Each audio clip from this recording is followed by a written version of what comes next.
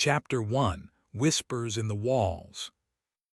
The silence of the Blackwood Sanatorium was a suffocating blanket, a velvet shroud draped over the bones of forgotten madness. I had sought it out, craved its isolation, believing that within its crumbling walls I might finally find an end to the incessant cacophony that plagued my mind. Ironically, it was the silence itself that began to whisper. My name is Elias Thorne, and I am, or perhaps was, a historian. My life had been a meticulous tapestry woven from the threads of the past, a comforting illusion of order and reason. Until it was.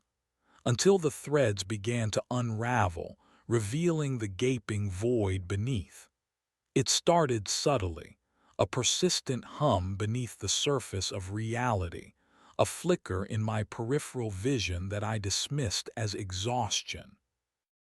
Then came the dreams, vivid and visceral, filled with grotesque imagery and choked cries that echoed long after I awoke. Sleep became a battlefield and waking hours, a constant struggle to maintain the facade of normalcy. My research faltered, my lectures became disjointed rambling, and the faces of my colleagues, once familiar and reassuring, now held a mixture of pity and concern that I found unbearable. I tried therapy, medication, anything to silence the growing storm within. But the storm only intensified, its thunderous roar drowning out the feeble attempts at intervention. Then I heard of Blackwood. A whisper, really, carried on the wind of academic gossip. A place shrouded in legend. A sanatorium infamous for its unorthodox methods and its disturbingly high mortality rate. It was said that the very stones of Blackwood were imbued with the lingering echoes of its tormented patients, that the air itself vibrated with the psychic residue of madness. Most dismissed it as sensationalism, a cautionary tale to frighten impressionable students. But to me, it sounded like a sanctuary. A place where my own growing madness might find a twisted sort of kinship. A place where the silence might finally drown out the voices in my head. So I liquidated my assets, packed a meager bag, and drove north. The journey was long and arduous, the landscape gradually transforming from rolling hills and verdant pastures to a desolate expanse of windswept moors and gnarled, skeletal trees. The air grew colder, heavier, as if the very atmosphere were resisting my approach. Blackwood was even more imposing than I had imagined. It stood atop a craggy hill, a Gothic monstrosity of dark stone and shattered windows, its silhouette clawing at the bruised, perpetually overcast sky. The grounds were overgrown and neglected, the once manicured lawns now a tangled wilderness of weeds and thorns. A rusted wrought iron gate, twisted and broken, hung precariously from its hinges, a silent sentinel guarding the entrance to this forsaken place. I found the front door ajar, a gaping maw leading into the inky blackness within. Hesitantly, I pushed it open, the hinges groaning in protest, the sound echoing through the cavernous interior. The air inside was thick with the smell of dust, mildew, and something else. Something indefinably unsettling, like the faint scent of decay and despair. The entrance hall was vast and imposing, its once grand decor now faded and crumbling. Faded wallpaper peeled from the walls in ragged strips, revealing patches of damp, discolored plaster. A massive chandelier, its crystals long since shattered, hung precariously from the ceiling, casting long, distorted shadows that danced in the flickering light of my flashlight. I called out, my voice echoing through the silence, feeling strangely hollow and insignificant. "Hello, is anyone here?" Only silence answered. I ventured further, my footsteps echoing on the cold stone floor. The sanatorium was a labyrinth of endless corridors, each lined with rows of identical doors, their numbers faded and peeling. The air grew colder, the silence more oppressive. I felt a growing sense of unease, a prickling sensation on the back of my neck, as if I were being watched. I found a room that seemed marginally less dilapidated than the others. It was small and sparsely furnished, containing only a narrow bed, a rickety bedside table, and a cracked wash basin. A single window, grimy and cobweb-laden, offered a sliver of a view of the desolate landscape outside. It would have to do. I spent the first few days exploring the sanatorium, driven by a morbid curiosity and a desperate hope of finding some clue, some explanation for the stories that clung to this place like a shroud. I discovered a library filled with decaying books on obscure medical practices and arcane rituals, a laboratory with rusted surgical instruments and jars filled with grotesque specimens, an isolation ward with padded cells stained with the lingering residue of madness. Each discovery deepened my sense of unease, each room whispering tales of unimaginable suffering and despair. The silence was no longer a blank slate, but a canvas upon which the ghosts of Blackwood painted their tormented memories. Then the whispers began. At first they were faint, almost imperceptible, like the rustling of leaves in a distant forest. I dismissed them as my imagination, a product of my heightened anxiety and the oppressive atmosphere of the sanatorium.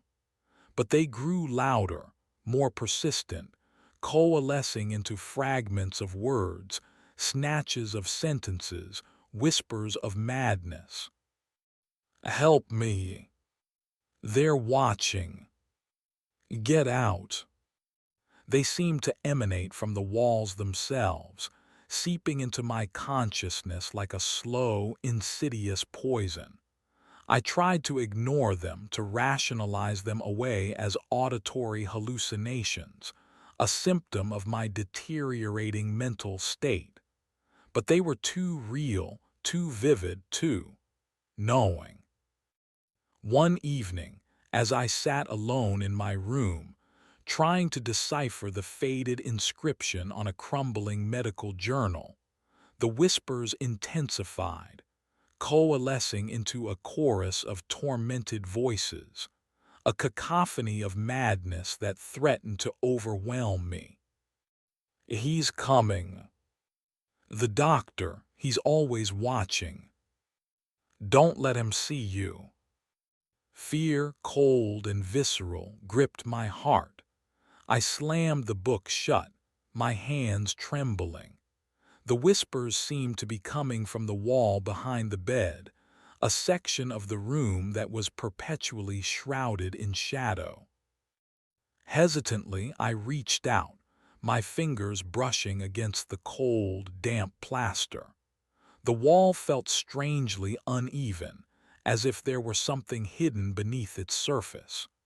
Driven by a mixture of fear and morbid curiosity, I began to run my hands along the wall, searching for some irregularity, some clue. Then my fingers found it. A small, almost imperceptible crack in the plaster, barely visible in the dim light. I pressed against it, and the section of wall gave way, revealing a narrow opening, a hidden passage leading into the darkness beyond. The whispers intensified, urging me forward, beckoning me into the unknown. Go on. He's waiting. See what he has done. My heart pounded in my chest, my breath catching in my throat. I knew, with a certainty that chilled me to the bone, that this passage led to something terrible, something that would shatter the last vestiges of my sanity. But I couldn't resist. Driven by a morbid curiosity and a desperate hope of finding some answers, some explanation for the madness that consumed me, I squeezed through the opening, leaving behind the relative safety of my room and venturing into the whispering darkness of Blackwood's hidden depths. The air that met me was colder, damper, and thick with the cloying scent of decay. The whispers intensified, swirling around me like a vortex of tormented souls. I pulled my flashlight from my bag, its beam cutting through the inky blackness, revealing a narrow, winding passage, its walls lined with rough-hewn stone. The passage sloped downwards, leading me deeper and deeper into the bowels of the sanatorium. As I ventured further, I began to see things, fleeting glimpses of movement in the periphery of my vision, shadows that danced in the corners of my eye, whispers that seemed to take shape and coalesce into grotesque figures that flitted just beyond the reach of my light. I told myself it was my imagination, a product of the oppressive atmosphere and my heightened anxiety. But the images grew more vivid, more persistent, until I could no longer deny their reality. I was not alone. Something was down here with me, something ancient and malevolent, something that had been lurking in the shadows of Blackwood for centuries. And it was watching me. The passage twisted and turned, leading me through a labyrinth of dark, damp tunnels. The air grew colder, the silence more oppressive. The whispers intensified, coalescing into a chorus of tormented voices, urging me onward, beckoning me closer to the heart of the darkness. Then I saw it. At the end of the passage, a faint glimmer of light, a beacon in the inky blackness. My heart pounded in my chest, my breath catching in my throat. I knew, with a certainty that chilled me to the bone, that whatever lay beyond that light was something terrible, something that would change me forever. But I couldn't stop. Driven by a morbid curiosity and a desperate hope of finding some answers, I pressed onward, my footsteps echoing on the cold, stone floor, my flashlight beam cutting through the darkness, guiding me towards the light, towards the heart of the madness that had consumed Blackwood. The light grew stronger, brighter, until I reached the end of the passage and stepped into a vast, cavernous chamber.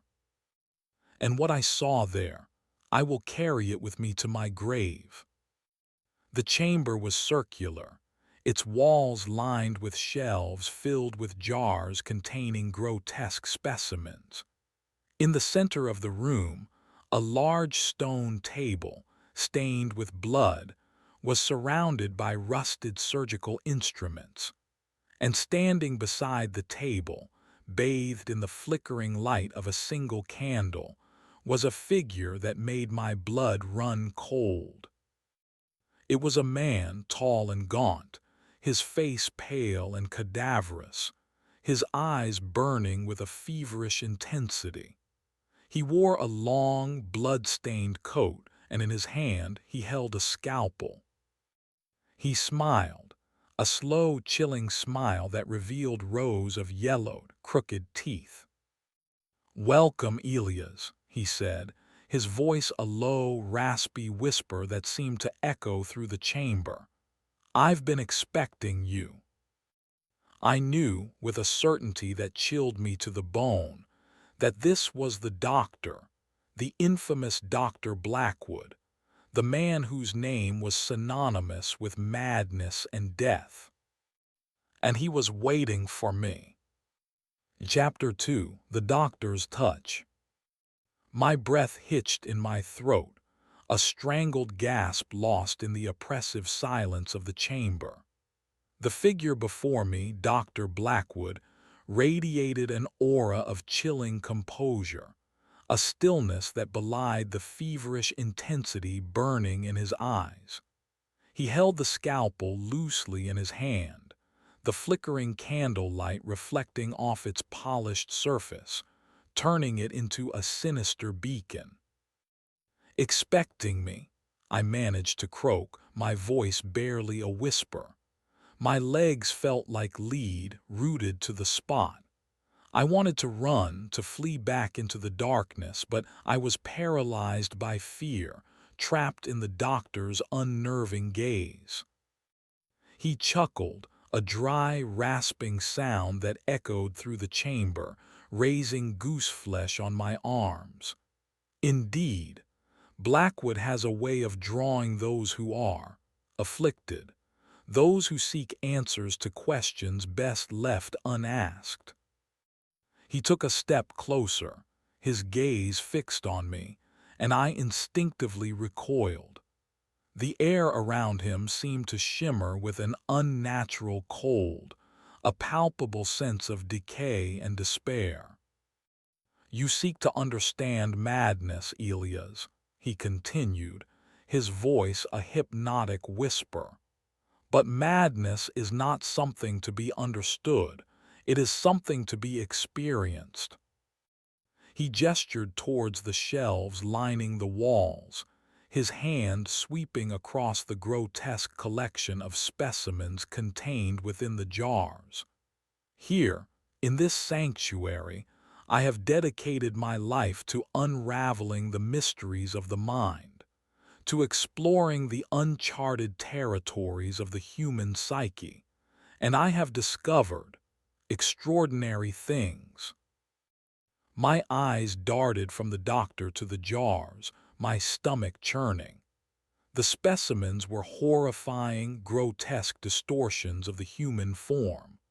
Brains dissected and suspended in formaldehyde, eyes staring blankly from within glass prisons, limbs severed and arranged in unnatural configurations. It was a macabre gallery of human suffering, a testament to the doctor's twisted obsession. "These are my patients, Elias," Dr. Blackwood said, his voice filled with a strange sense of pride. "The forgotten souls who entrusted themselves to my care, and through their suffering I have gained insights that would be incomprehensible to the unenlightened." He turned back to me, his eyes gleaming with a manic intensity. "You, Elias, possess a unique potential, a sensitivity to the whispers of the other side, a predisposition to madness that is remarkable." He took another step closer, and I could smell him now, a cloying mixture of formaldehyde, blood, and something else. Something indefinably foul, like the scent of rotting flesh. "I can help you, Elias," he whispered, his voice like a seductive serpent. "I can unlock the secrets of your mind, reveal the truths that lie hidden within, but it will require sacrifice." He raised the scalpel, its blade glinting in the candlelight, and I felt a surge of primal terror. The mind is a delicate instrument, Elias. To truly understand it, one must be willing to dissect. I finally found my voice, a desperate plea lost in the oppressive atmosphere. "Stay away from me." He chuckled, a dry, rasping sound that sent shivers down my spine. You cannot escape your destiny, Elias. You are meant to be here to be transformed. He lunged, the scalpel flashing in the candlelight, and I reacted instinctively, throwing myself to the side. The blade sliced through the air where I had been standing, narrowly missing my face. Adrenaline surged through my veins and I scrambled to my feet, my mind racing. I had to get out of here. I had to escape this madman and his chamber of horrors. I turned and fled back towards the passage, my footsteps echoing on the stone floor. Dr. Blackwood pursued me, his footsteps pounding behind me, his laughter echoing through the chamber.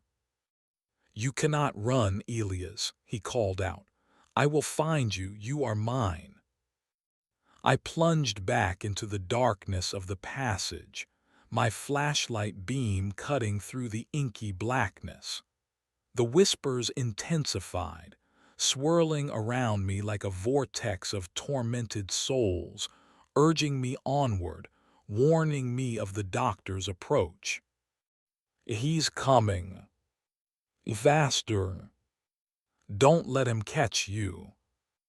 I stumbled through the passage, my heart pounding in my chest, my breath catching in my throat.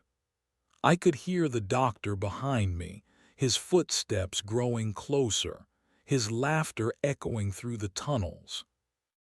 The passage twisted and turned, leading me through a labyrinth of dark, damp tunnels. I had no idea where I was going, but I knew I had to keep moving, had to escape the clutches of Dr. Blackwood. Then I saw it. A faint glimmer of light ahead, a beacon in the darkness. Hope surged through me, and I sprinted towards it, my legs burning, my lungs aching. I reached the end of the passage and burst into a small, dimly lit room. It was a storage room, filled with old medical equipment, decaying furniture, and stacks of dusty files. The air was thick with the smell of mildew and decay. I slammed the door shut behind me, barricading it with a heavy wooden crate. It wouldn't hold him for long, but it would buy me some time. I scanned the room, desperately searching for another way out. There was a single window, high up on the wall, too small to climb through. The only other exit was the door I had just barricaded. I was trapped. I could hear Dr. Blackwood approaching, his footsteps growing louder, his laughter growing closer. He was almost here. Panic surged through me, and I felt my sanity slipping away. I was trapped in this madhouse with a homicidal maniac, and there was no escape. Then I saw it. Hidden beneath a pile of dusty files, a small metal hatch in the floor. My heart leaped with hope. It was a way out. I scrambled to my knees and wrestled the files aside, revealing the hatch. It was locked, but the lock was old and rusted. I grabbed a rusty iron bar from a nearby shelf and used it to pry open the hatch. The hatch creaked open, revealing a dark, narrow shaft leading down into the unknown. I hesitated for a moment, fear warring with desperation. But I knew I had no choice. Dr. Blackwood was pounding on the door, his laughter echoing through the room. It wouldn't hold for much longer. I took a deep breath and lowered myself into the shaft, plunging into the darkness below. The hatch slammed shut above me, plunging me into absolute blackness. I was alone. The shaft was narrow and claustrophobic, barely wide enough for me to squeeze through. I began to climb down, my hands scraping against the cold, damp metal. The air grew colder, the silence more oppressive. I had no idea where this shaft led, but I knew it had to be better than facing Dr. Blackwood. As I climbed deeper and deeper into the darkness, I began to hear things, faint whispers echoing up from below. "He's waiting. Don't go down there. It's a trap." Fear gnawed at my insides, and I hesitated for a moment, wondering if I was making a mistake. But I knew I couldn't turn back. Dr. Blackwood was still pounding on the door, his laughter echoing through the shaft. He was almost through.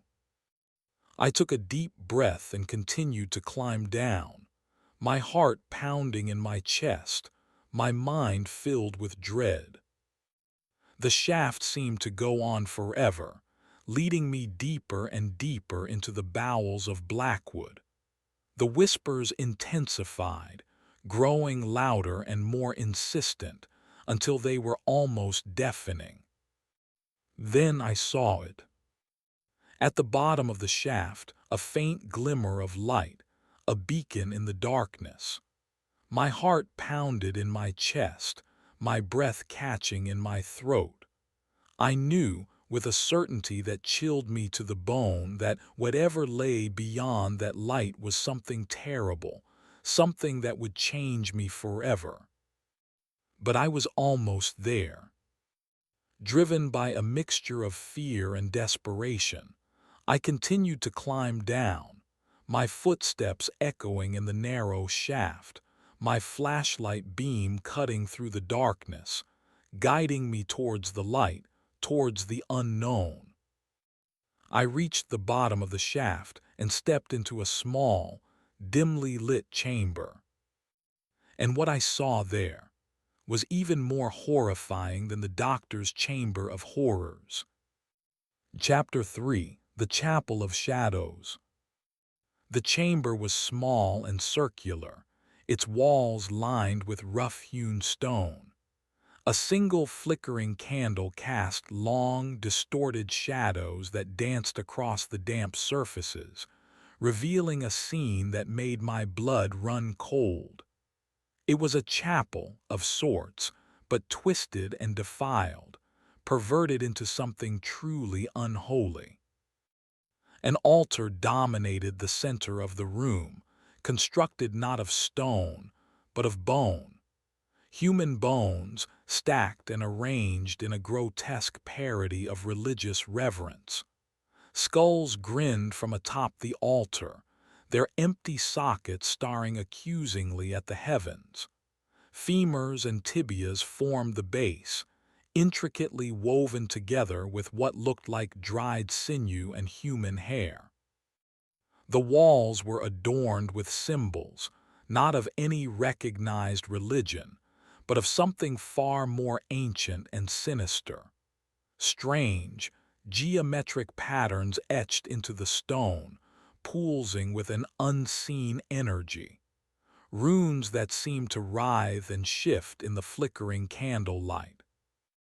And then there were the bodies. Not neatly arranged, like the specimens in Dr. Blackwood's chamber, but strewn haphazardly around the room as if discarded like broken toys. They were mostly skeletons, their bones bleached white by time and decay, but some still bore remnants of flesh, clinging to them like decaying shrouds. Their limbs were contorted into unnatural positions, their skulls cracked and shattered, their faces frozen in silent screams of terror. The air was thick with the stench of death, a cloying mixture of decay and something else. Something metallic and acrid, like the scent of blood and burnt bone. I stood there frozen in place, my mind reeling from the sheer horror of the scene. I wanted to turn and flee, to climb back up the shaft and escape this unholy place. But I couldn't move. I was paralyzed by fear, trapped in the grip of some unseen force. Then I heard it. A low, guttural chanting, emanating from the shadows in the corner of the room. It was a rhythmic, hypnotic sound, filled with a dark, malevolent energy that sent shivers down my spine. I slowly turned my head, my flashlight beam cutting through the darkness, revealing the source of the chanting. It was a group of figures, cloaked and hooded, their faces hidden in shadow. They were kneeling before the altar, swaying back and forth in a trance-like state, their voices rising and falling in a cacophony of dark worship. I recognized the symbols emblazoned on their robes. They were the same symbols that adorned the walls of the chapel, the same symbols that I had seen etched into the minds of the patients at Blackwood. They were the followers of Dr. Blackwood, the acolytes of his twisted cult. They continued to chant, their voices growing louder, more insistent.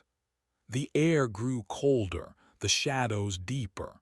I felt a growing sense of dread, a certainty that something terrible was about to happen. Then the chanting stopped. The figures slowly rose to their feet, turning to face me. Their faces were still hidden in shadow, but I could feel their eyes on me, piercing me with an intensity that made my skin crawl. One of the figures stepped forward, his movements slow and deliberate. He raised his hand, and the others followed suit, their cloaks falling back to reveal their faces. They were all former patients of Blackwood, their faces twisted and scarred, their eyes burning with a fanatical devotion. I recognized some of them from the corridors of the sanatorium, the ones who had been too far gone to even acknowledge my presence. Now they were staring at me, their eyes filled with a chilling understanding. The figure in the lead stepped forward, his face slowly emerging from the shadows. It was a woman, her face gaunt and pale, her eyes hollow and lifeless. I recognized her. She had been a patient at Blackwood for as long as I could remember, a silent, withdrawn figure who spent her days staring blankly at the wall. "Elias," she said, her voice a raspy whisper that sent shivers down my spine. "We have been waiting for you." My heart pounded in my chest, my mind reeling. "What do you want?" I managed to croak, my voice barely audible. The woman smiled, a slow, chilling smile that revealed rows of yellowed, crooked teeth. "We want to show you the truth, Elias, the truth that Dr. Blackwood has revealed to us." She gestured towards the altar, her eyes gleaming with a fanatical intensity. "The truth about the human mind, the truth about the nature of reality, the truth about the power that lies hidden within us all." She took a step closer and I instinctively recoiled. "Stay away from me." She chuckled, a dry, rasping sound that sent shivers down my spine. "You cannot escape your destiny, Elias. You are meant to be here to be enlightened." She raised her hand, and the other figures followed suit, their eyes fixed on me, their faces filled with a chilling anticipation. "Join us, Elias," she said, her voice a seductive whisper. "Embrace the truth, become one with the darkness." I shook my head, my mind reeling. "I will never join you. I will never become one of you." The woman's smile faded, replaced by a look of cold, hard determination. "Then you leave us no choice, Elias. You must be cleansed." She snapped her fingers, and the other figures surged forward, their eyes burning with a fanatical zeal. They were coming for me. I turned and fled, my heart pounding in my chest, my breath catching in my throat. I had to get out of here. I had to escape this unholy place and its twisted followers. I scrambled back towards the shaft, my footsteps echoing on the stone floor. The figures pursued me, their chanting growing louder, more insistent. He will be cleansed. He will embrace the truth. He will become one with us. I reached the shaft and began to climb, my hands scraping against the cold, damp metal. The figures were closing in, their hands reaching for me, their voices echoing in my ears. Don't let him escape. He must be stopped. He must be cleansed. I climbed faster, my muscles burning, my lungs aching. I could feel their hands brushing against my legs, their fingers clawing at my clothes. Then one of them grabbed me. His hand closed around my ankle, his grip like a vice. I cried out in terror, my body twisting in the air.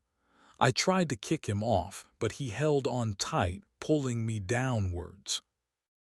I lost my grip and fell, tumbling down the shaft, my body slamming against the cold, hard metal. I landed with a sickening thud, my head hitting the stone floor of the chapel. Pain exploded in my skull, and I lost consciousness. When I awoke, the chanting had stopped. The figures were standing over me, their faces hidden in shadow. The woman was kneeling beside me, her eyes filled with a chilling compassion. "Welcome back, Elias," she said, her voice a soft, gentle whisper. "You fought so hard, but it was all in vain. You cannot escape your destiny." She raised her hand, and I saw something glinting in her palm. It was a scalpel, identical to the one that Dr. Blackwood had wielded in his chamber. "It's time for your cleansing, Elias," she said, her voice filled with a chilling tenderness. "It's time for you to embrace the truth." She raised the scalpel high above her head, and I knew, with a certainty that chilled me to the bone, that this was the end. I closed my eyes, bracing myself for the pain. But it never came. Instead, I heard a scream. A piercing, blood-curdling scream that echoed through the chapel, silencing the chanting and scattering the figures. I opened my eyes and saw Dr. Blackwood standing in the doorway, his face contorted with rage, his eyes burning with a fanatical intensity. "What are you doing?" he roared, his voice echoing through the chamber. "He is mine, you will not touch him." The woman turned to face him, her eyes filled with defiance. "He belongs to the truth now, Doctor. He belongs to us."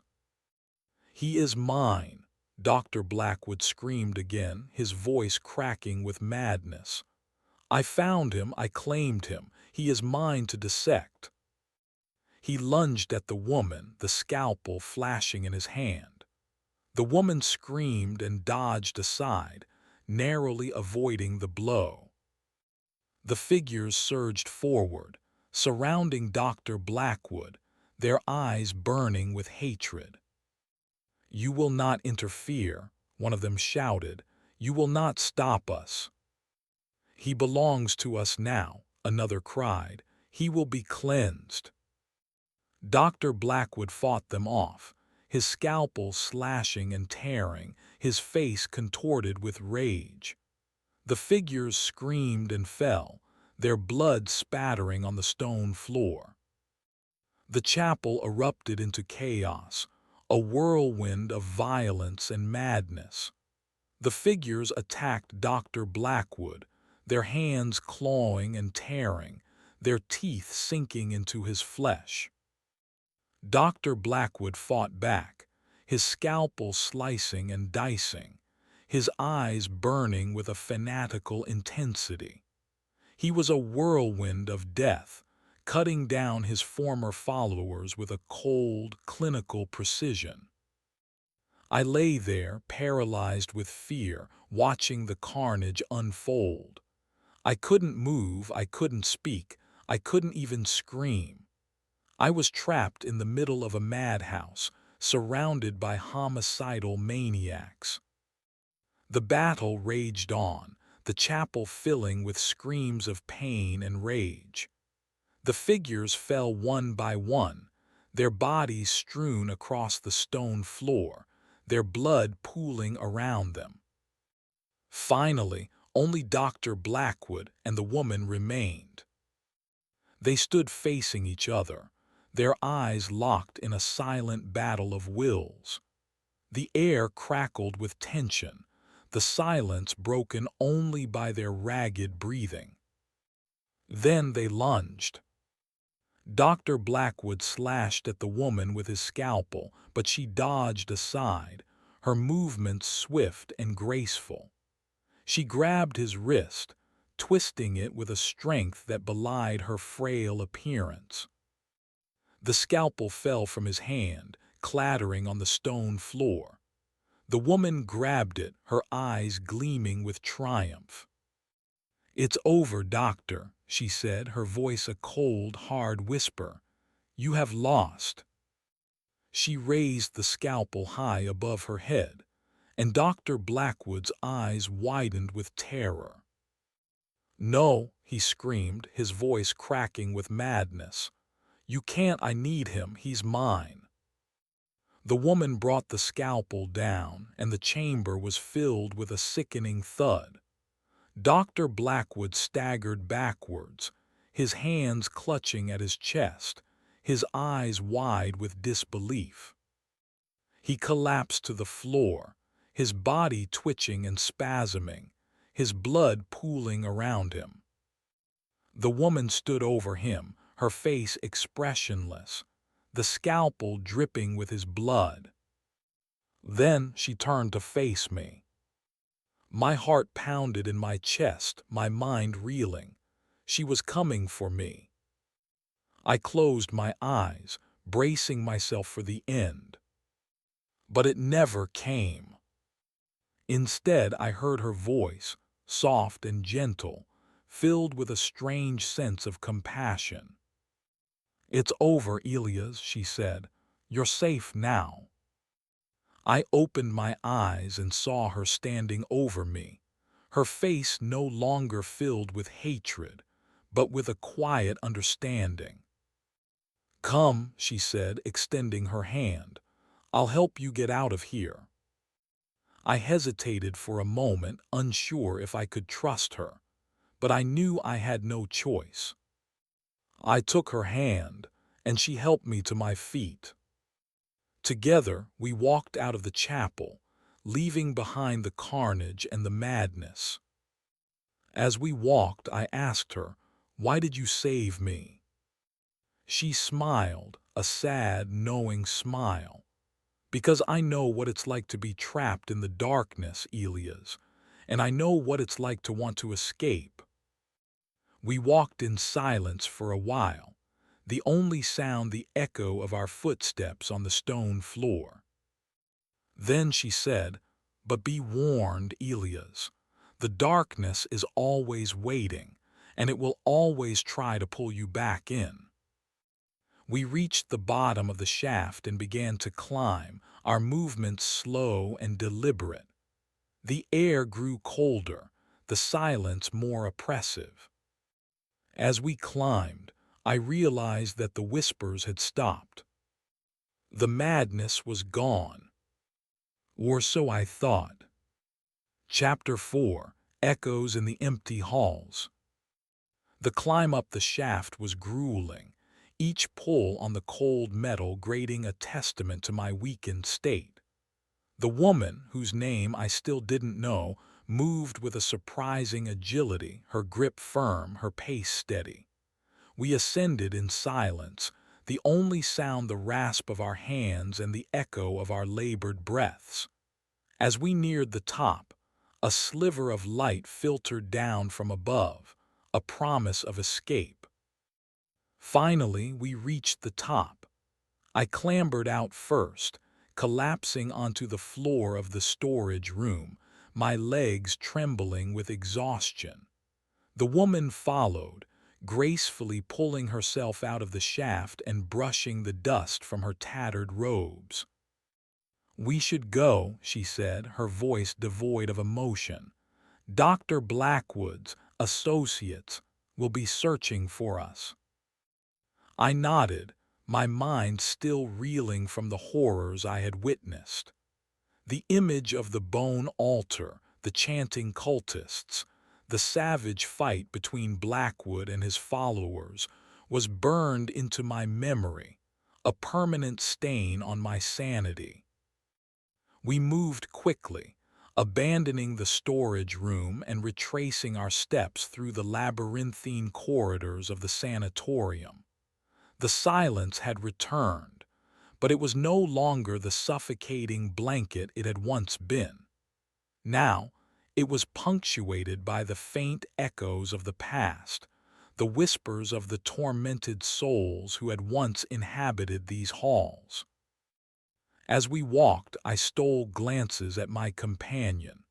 Her face was pale and gaunt, her eyes hollow and lifeless, but there was a certain strength in her bearing, a quiet resolve that I found both unsettling and strangely comforting.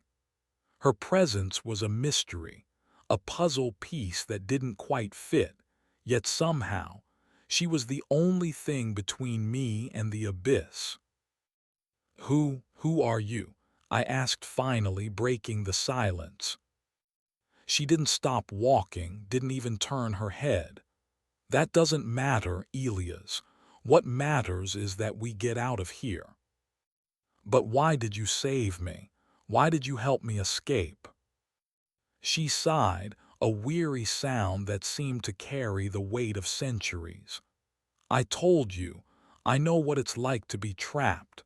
I know the darkness that can consume you. You were one of Dr. Blackwood's patients, weren't you?" She didn't answer, but I could see a flicker of pain in her eyes, a fleeting glimpse of the suffering she had endured. "What did he do to you?" I pressed, unable to contain my curiosity. "What did he do to all of you?" She stopped walking and turned to face me, her eyes piercing. "He experimented," she said, her voice barely a whisper. "He sought to unlock the secrets of the mind, to transcend the limitations of the human form, and in doing so he broke us." She paused, taking a deep breath. "He took away our sanity, our memories, our souls. He turned us into things." I shuddered, the reality of her words hitting me like a physical blow. I looked at her, really looked at her, and saw not just a woman but a broken vessel, a shattered reflection of what she once was. "And the symbols on the walls, on the robes, what do they mean?" She shook her head. "They are nothing, just tools of his madness, empty gestures meant to control, to manipulate." We continued to walk, our pace quickening as we neared the entrance hall. The closer we got to the outside, the more I could feel the oppressive weight of the sanatorium receding, replaced by a faint hope of freedom. As we passed through the library, I noticed something that made me stop in my tracks. A single book lying open on a table, its pages filled with the doctor's handwriting. It was a journal, a chronicle of his experiments, a testament to his twisted obsession. "We can't leave this," I said, pointing at the book. "It might contain clues, evidence. It might help us understand what happened here." The woman hesitated, her eyes darting around nervously. "Leave it, Elias. It's too dangerous. It's better to forget." "But we can't forget," I insisted. "We have to know the truth." I reached for the book, and as my fingers brushed against its cover, I felt a jolt, a sudden surge of energy that coursed through my body. The words on the page seemed to leap out at me, forming themselves into grotesque images, whispering secrets in my ear. "Don't," the woman warned, "let it go." I ignored her, driven by a morbid curiosity and a desperate need to understand. I began to read, my eyes scanning the doctor's meticulous handwriting, my mind struggling to comprehend the horrors he had documented. The journal detailed his experiments, his obsession with unlocking the secrets of the human mind. He wrote of trepanation, of lobotomies, of sensory deprivation. He described the effects of various drugs and the use of electroshock therapy. He chronicled his patients' descent into madness, their struggles to retain their sanity, their eventual surrender to the darkness. As I read, the room began to spin, the shadows dancing and twisting around me. The whispers intensified, swirling around my head, filling my ears with their tormented cries. "The mind is a battlefield. Break them. Make them see." I felt a growing sense of dread, a certainty that I was falling into a trap. Dr. Blackwood's words were seeping into my mind, infecting my thoughts, corrupting my sanity. The woman pulled me away, her face etched with concern. "Elias, stop it. You have to let it go." I tried to resist, to continue reading, to understand the secrets that lay hidden within the journal. But her touch was firm, and her will was stronger. She pulled the book from my grasp, slamming it shut. The images vanished, the whispers faded, and the room stopped spinning. I gasped for breath, my body trembling, my mind reeling. I looked at the woman, my eyes filled with fear. "Thank you," I said, my voice barely a whisper. "You saved me again." She nodded, her expression unreadable. "We have to leave now, Elias, before it's too late." We reached the entrance hall, and as we approached the front door, I felt a surge of hope. Freedom was within reach. But then the whispers returned, stronger than ever before. "He's coming. He's not dead. He's waiting." I looked back, my heart pounding in my chest. I could feel it, a presence, a malevolent force lurking in the shadows of the sanatorium. Dr. Blackwood was not dead. He was still here. And he was coming for us. The front door creaked open, revealing the desolate landscape outside. I took a step towards freedom, towards the promise of escape. But then I saw it. Standing at the edge of the grounds, bathed in the dim, overcast light, was a figure tall and gaunt, his face pale and cadaverous, his eyes burning with a feverish intensity. Dr. Blackwood. He smiled, a slow, chilling smile that revealed rows of yellowed, crooked teeth. He raised his hand, and I saw the glint of a scalpel in his grasp. "You cannot escape, Elias," he said, his voice a low, raspy whisper that echoed across the grounds. "This is your destiny." The woman gasped, her face contorting with a mixture of fear and resignation. "He always finds a way," she said, her voice filled with despair. "He always comes back." Dr. Blackwood began to walk towards us, his footsteps slow and deliberate, his gaze fixed on me. The air around him seemed to shimmer with an unnatural cold, a palpable sense of decay and despair. We were trapped. Chapter 5: The Gardener's Gambit. A primal instinct, raw and untamed, seized me. Reason evaporated, replaced by the singular, desperate urge to survive.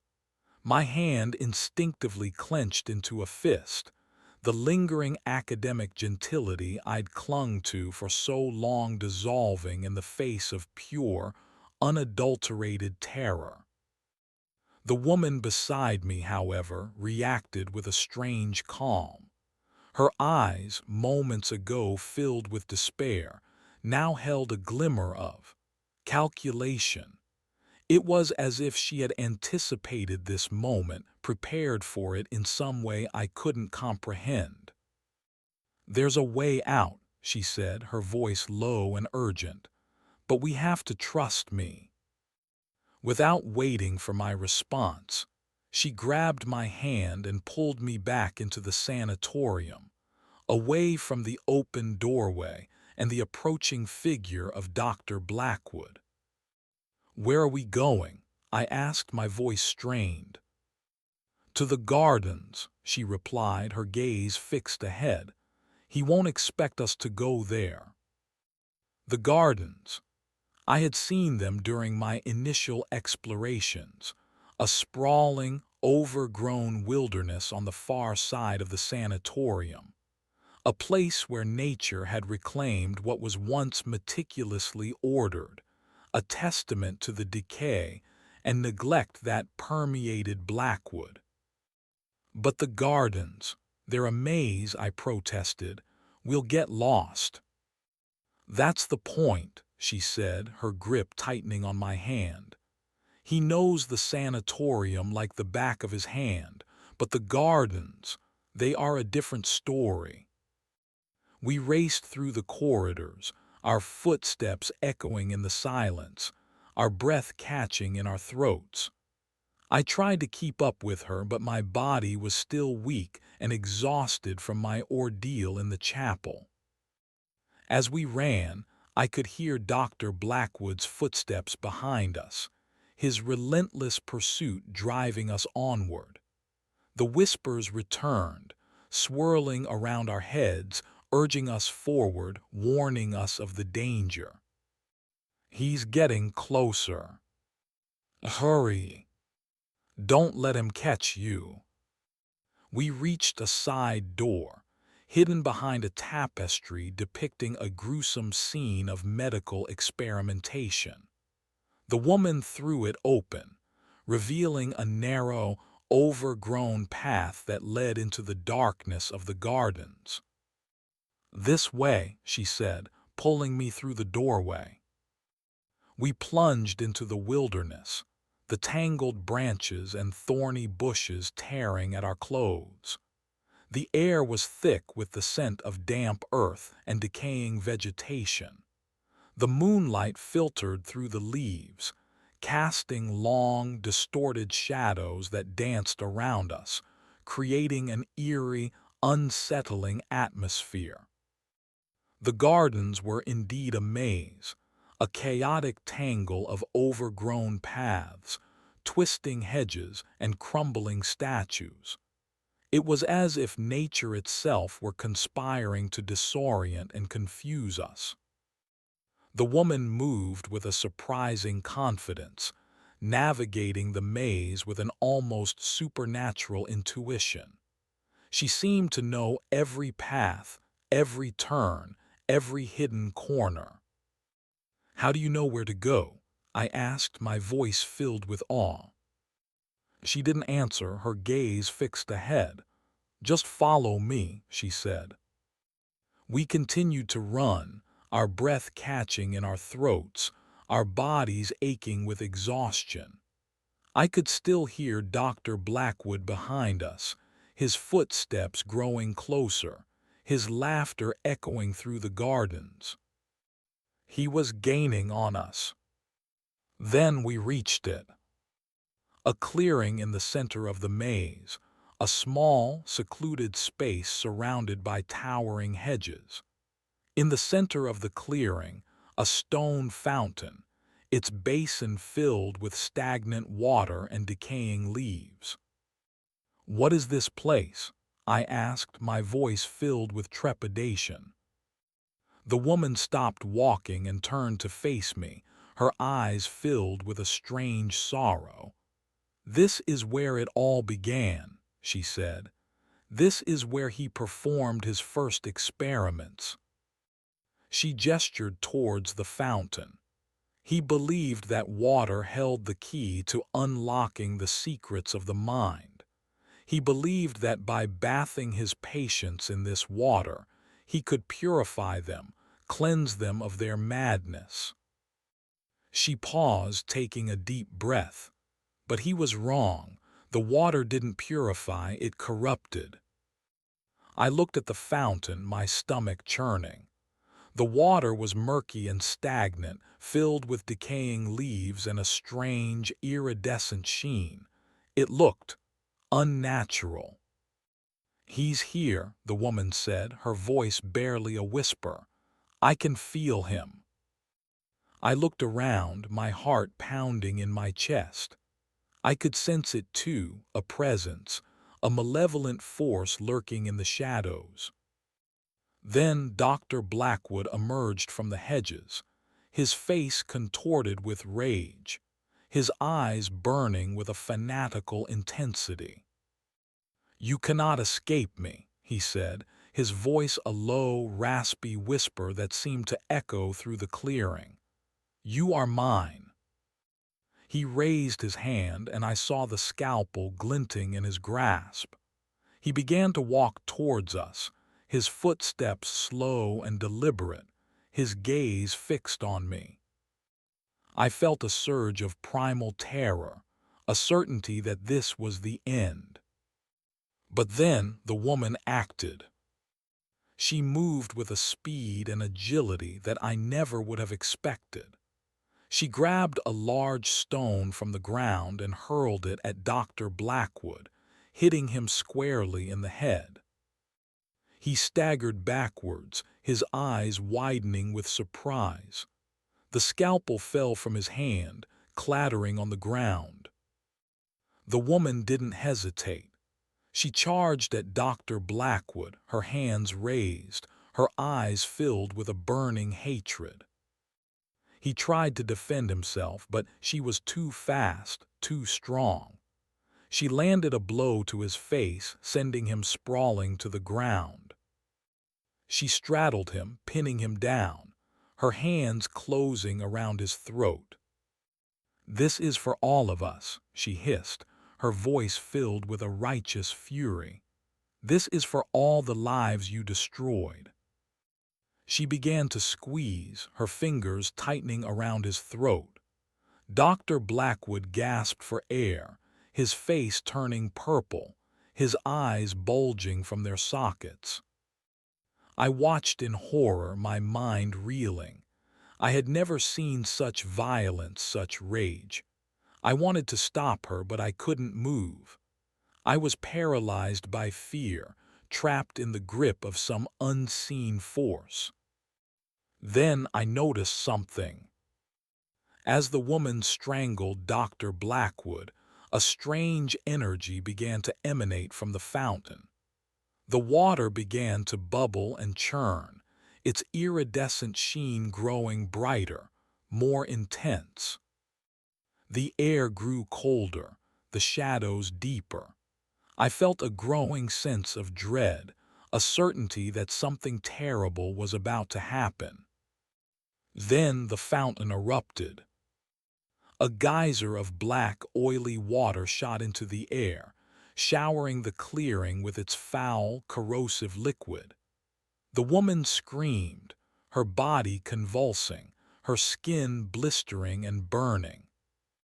Dr. Blackwood gasped, his eyes widening with terror.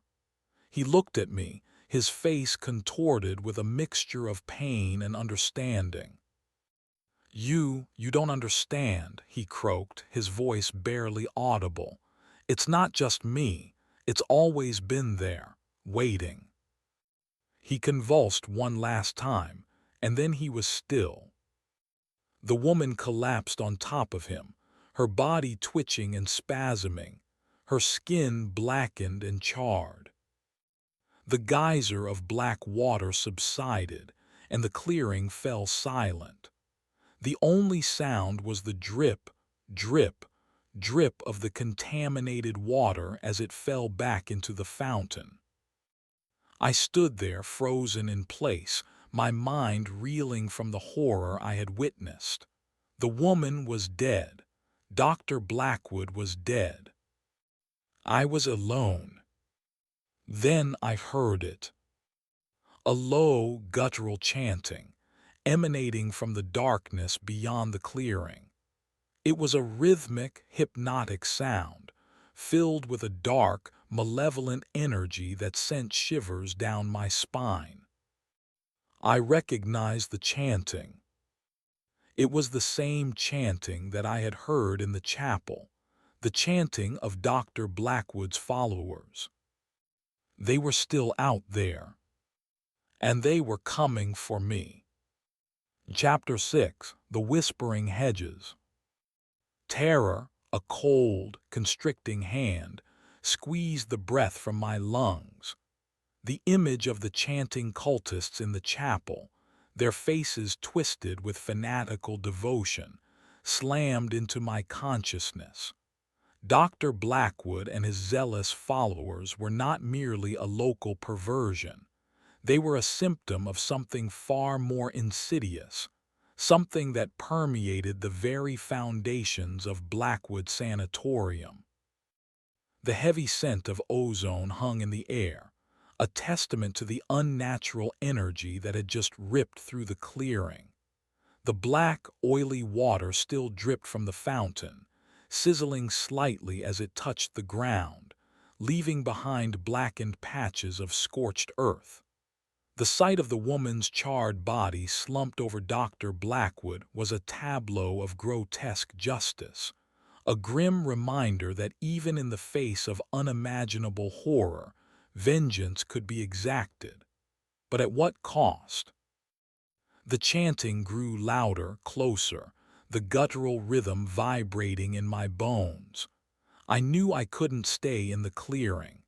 Whatever had been unleashed by the fountain, whatever twisted power had fueled Dr. Blackwood's experiments, was still active, still present, and it was drawing his followers to this place. I forced myself to move, pushing past the shock and fear that threatened to paralyze me. I stumbled towards the edge of the clearing, my eyes scanning the surrounding hedges, searching for a way out. The hedges themselves seemed to be alive, their branches twisting and contorting in the moonlight, their leaves rustling with a strange, unnatural energy. I could have sworn I saw faces in the foliage, grotesque visages that seemed to leer at me from the darkness. The whispers returned, swirling around me like a vortex of tormented souls, their voices growing louder, more insistent. "He's calling. They're coming. Don't trust the hedges." I ignored the voices, focusing on finding a path, any path that would lead me away from this accursed place.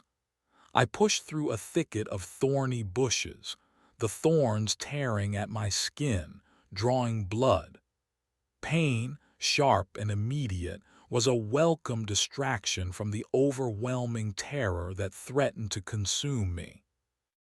I found a narrow path, barely wide enough to squeeze through. It led into the heart of the maze, a dark, twisting tunnel of overgrown vegetation. I hesitated for a moment, my instincts screaming at me to turn back, to flee in the opposite direction. But I knew that staying in the clearing was a death sentence. I had to take the chance, to trust that this path, however treacherous, would lead me to safety. I plunged into the darkness, the hedges closing in around me, their branches reaching out like grasping claws. The air grew colder, the silence more oppressive. The whispers intensified, growing louder, more insistent, their voices seeming to emanate from the hedges themselves. Turn back. You're going the wrong way. They're waiting for you. I ignored the voices, pressing onward, my pace quickening as I delved deeper into the maze. The path twisted and turned, leading me through a labyrinth of dead ends and false leads. I felt disoriented, confused, as if the very landscape were conspiring to trap me. The chanting grew louder, closer. I could hear the footsteps of Dr. Blackwood's followers behind me, their relentless pursuit driving me onward. They were gaining on me. Then the path split into two. I stopped, my heart pounding in my chest, my mind reeling. Which way to go? Which path would lead me to safety? Which path would lead me to certain death? The whispers intensified, offering conflicting advice, their voices growing more insistent, more frantic. Take the left. Take the right. It doesn't matter. You're already dead. I closed my eyes, trying to block out the voices, to focus on my instincts. I had to make a choice, and I had to make it quickly. I took a deep breath and opened my eyes, my gaze fixed on the two paths before me. The path on the left was dark and overgrown, its entrance shrouded in shadow. The path on the right was slightly brighter, its surface littered with decaying leaves. For some reason, the path on the right felt wrong. It emanated a subtle sense of unease, a feeling that something was hidden, something sinister. I chose the path on the left. I plunged into the darkness, the hedges closing in around me, their branches reaching out like grasping claws. The path twisted and turned, leading me deeper and deeper into the maze. As I walked, I began to see things, fleeting glimpses of movement in the periphery of my vision, shadows that danced in the corners of my eye. I could hear faint rustling sounds in the hedges, as if something were watching me, stalking me. I told myself it was my imagination, a product of my heightened anxiety and the oppressive atmosphere. But the images grew more vivid, more persistent, until I could no longer deny their reality. I was not alone. Something was in the hedges with me, something ancient and malevolent, something that had been lurking in the shadows of Blackwood for centuries. And it was watching me. The chanting grew louder, closer. I could hear the footsteps of Dr. Blackwood's followers behind me, their voices echoing through the maze. He's going this way. We're getting closer. He cannot escape. I knew I had to do something, had to find a way to lose them, to throw them off my trail. But how? I was trapped in a maze, surrounded by enemies, with no escape in sight. Then I remembered something. The fountain. The woman had said that the water corrupted. What if? What if I could use that water to my advantage? What if I could turn the tables on Dr. Blackwood's followers, use their own twisted beliefs against them? It was a long shot, a desperate gamble, but I had nothing to lose. I changed direction, heading back towards the clearing, towards the fountain and its corrupting water. The path twisted and turned, leading me through a confusing maze of hedges. As I neared the clearing, I could hear the voices of Dr. Blackwood's followers ahead, their chanting growing louder, more insistent. "He's here. We've found him. He will be cleansed." I stopped, my heart pounding in my chest, my mind racing. I was trapped. They were blocking my path. There was no way to reach the fountain without being seen. Then I noticed something. A small, almost imperceptible opening in the hedges, hidden behind a thicket of thorny bushes. It was a narrow tunnel, barely wide enough to squeeze through. It led directly to the clearing, bypassing the main path. It was a risk, a dangerous gamble, but I had no other choice. I plunged into the darkness, the thorns tearing at my skin, drawing blood. The tunnel was narrow and claustrophobic, barely wide enough for me to crawl through. As I crawled, I could hear the voices of Dr. Blackwood's followers ahead, their chanting growing louder, more insistent. "He's right there. We can see him. He will be cleansed." I reached the end of the tunnel and peered out, my heart pounding in my chest. The clearing was just a few feet away. Dr. Blackwood's followers were standing around the fountain, their faces twisted with fanatical devotion, their eyes scanning the hedges, searching for me. They didn't see me. I took a deep breath and charged, bursting out of the tunnel and into the clearing, my hands outstretched, my fingers clawing at the air. They turned, their eyes widening with surprise, but it was too late. I reached the fountain and plunged my hands into the black, oily water, scooping up as much as I could. Then I threw it. The water splashed over them, soaking their robes, burning their skin. They screamed, their faces contorting with agony. The corruption had begun. They stumbled backwards, their bodies convulsing, their minds unraveling.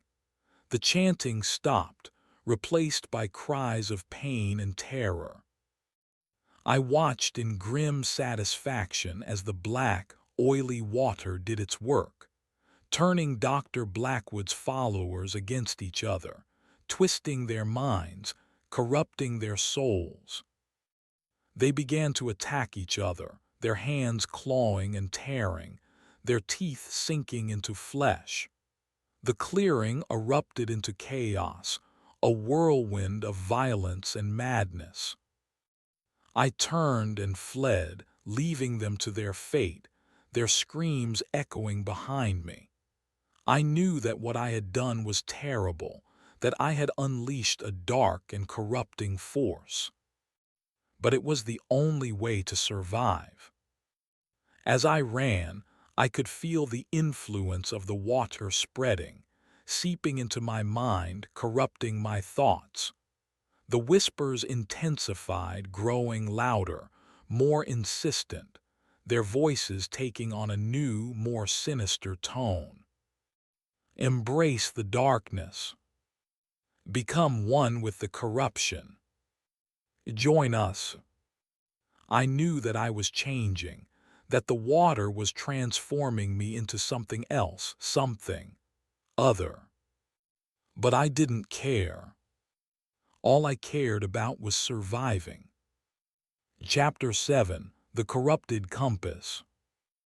The landscape of the Blackwood Gardens seemed to writhe and twist around me, no longer a simple maze of hedges, but a reflection of the turmoil within my own mind. The effects of the black water were insidious, burrowing deep, twisting my thoughts, amplifying my fears. It was as if a malevolent compass had been implanted in my soul, forever pointing towards darkness and despair. The chanting, now replaced by a chorus of screams and gurgling moans from the fountain clearing, faded into the distance. Yet, a new, far more unsettling sound began to permeate my senses. The rustling of leaves, the snapping of twigs, the soft padding of footsteps that were definitely not my own. I was being hunted, not just by the remnants of Dr. Blackwood's cult, but by something else, something born of the corruption, something that resonated with the darkness that was now festering within me. The path I was on seemed to shift and change with every step, as if the very earth were trying to disorient me, to lead me astray. Familiar landmarks disappeared, replaced by grotesque parodies of natural forms. Trees with branches that resembled skeletal limbs, flowers that pulsed with a sickly, bioluminescent glow, and hedges that seemed to whisper secrets in a language I couldn't quite understand, yet felt instinctively in my bones. The whispers, too, had changed. No longer warnings or frantic urgings, they were now seductive invitations, promises of power and knowledge, laced with a chilling undercurrent of madness. Give in. Embrace the transformation. Become one with us. I fought against them, clinging to the last vestiges of my sanity, desperately trying to remember who I was, what I had been before Blackwood, before the whispers, before the corruption. But the memories were fading, replaced by a growing sense of emptiness, a void that threatened to swallow me whole.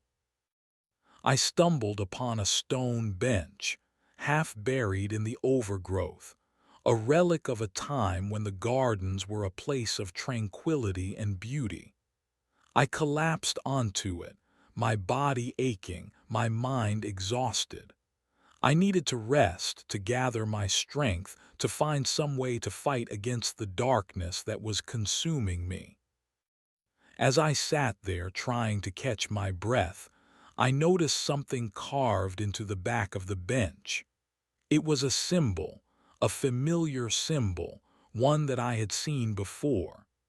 It was the double cross, the symbol of Dr. Blackwood's cult, the symbol of the darkness that had infected Blackwood Sanatorium. But this symbol was different. It was alive. It seemed to pulse with a faint internal light, its lines shifting and contorting in a subtle, almost imperceptible way. I reached out to touch it, drawn by a morbid curiosity, a desire to understand the nature of the corruption. As my fingers brushed against the stone, I felt a jolt, a sudden surge of energy that coursed through my body. The symbol seemed to burrow into my skin, imprinting itself on my very being. The whispers intensified, growing louder, more insistent, their voices filled with a triumphant glee. He has embraced us. He is one of us now. The transformation is complete. Pain, sharp and excruciating, ripped through my body. I cried out, clutching my head, my mind reeling. Images flashed before my eyes, grotesque visions of suffering and despair, visions of Dr. Blackwood's experiments, visions of the horrors that had been committed within the walls of Blackwood Sanatorium. I saw the faces of the patients, their eyes filled with terror, their bodies contorted in pain. I heard their screams, their pleas for mercy, their silent cries of despair. I saw Dr. Blackwood, his face contorted with a manic glee, his hands covered in blood, his eyes burning with a fanatical intensity. I saw the fountain, its water bubbling and churning, its surface reflecting a distorted image of my own face, a face that was no longer my own, but a grotesque parody of humanity. The pain subsided, leaving me weak and trembling, my mind shattered, my soul corrupted. I looked at my hands, my fingers twitching and contorting in unnatural ways. I looked at my reflection in the stagnant water of a nearby puddle, and I barely recognized the face that stared back at me. My eyes were hollow and lifeless, my skin pale and clammy, my features twisted and distorted. I was no longer Elias Thorne, the historian, the seeker of truth. I was something else, something other. The transformation was complete. Then I heard it. The rustling of leaves, the snapping of twigs, the soft padding of footsteps that were definitely not my own. They were coming for me. But they weren't coming to hunt me. They were coming to welcome me home. I rose to my feet, my body moving with a newfound grace and agility. The pain was gone, replaced by a strange sense of euphoria, a feeling of power and control. The whispers guided me, leading me through the maze, towards the source of the rustling sounds, towards the figures that were approaching. As I drew closer, I could see them, their cloaks and hooded figures, their faces hidden in shadow. They were the remnants of Dr. Blackwood's cult, the survivors of the fountain's corruption. They stopped when they saw me, their heads tilting slightly, their eyes filled with a chilling recognition. Then one of them stepped forward, his voice a low, guttural whisper. "Welcome, brother," he said. "We have been waiting for you." He extended his hand and I took it, my fingers intertwining with his. His touch was cold and clammy, but it felt right. "It is time," he said. "It is time to finish what Dr. Blackwood started."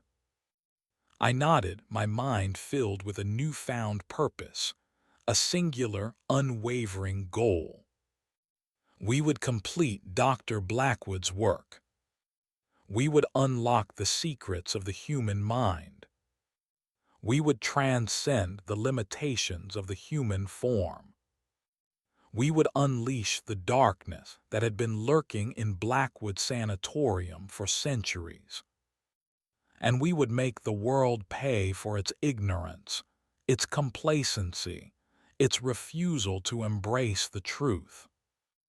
We turned and walked into the darkness, the rustling of leaves and the snapping of twigs fading into the distance. The Blackwood Gardens were no longer a prison.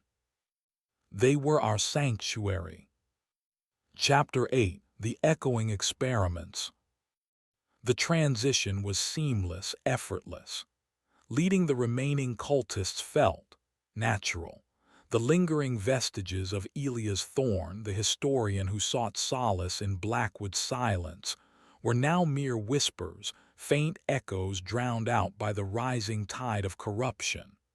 My purpose was clear: to continue Dr. Blackwood's research, to unravel the mysteries of the human mind, and to usher in a new era of enlightenment, however twisted and grotesque that might be. Our small band moved through the gardens with an unnerving efficiency. The transformation wrought by the black water wasn't merely psychological. It had granted us a heightened awareness, a connection to the very essence of Blackwood. We knew the paths, the hidden corners, the secret passages as if they were extensions of our own minds. We reached a secluded area, hidden behind a wall of overgrown ivy. A small stone building stood nestled amongst the foliage, its windows boarded up, its door sealed with heavy chains. This, I sensed, was the key to our next step. "The annex," one of the cultists whispered, his voice barely audible.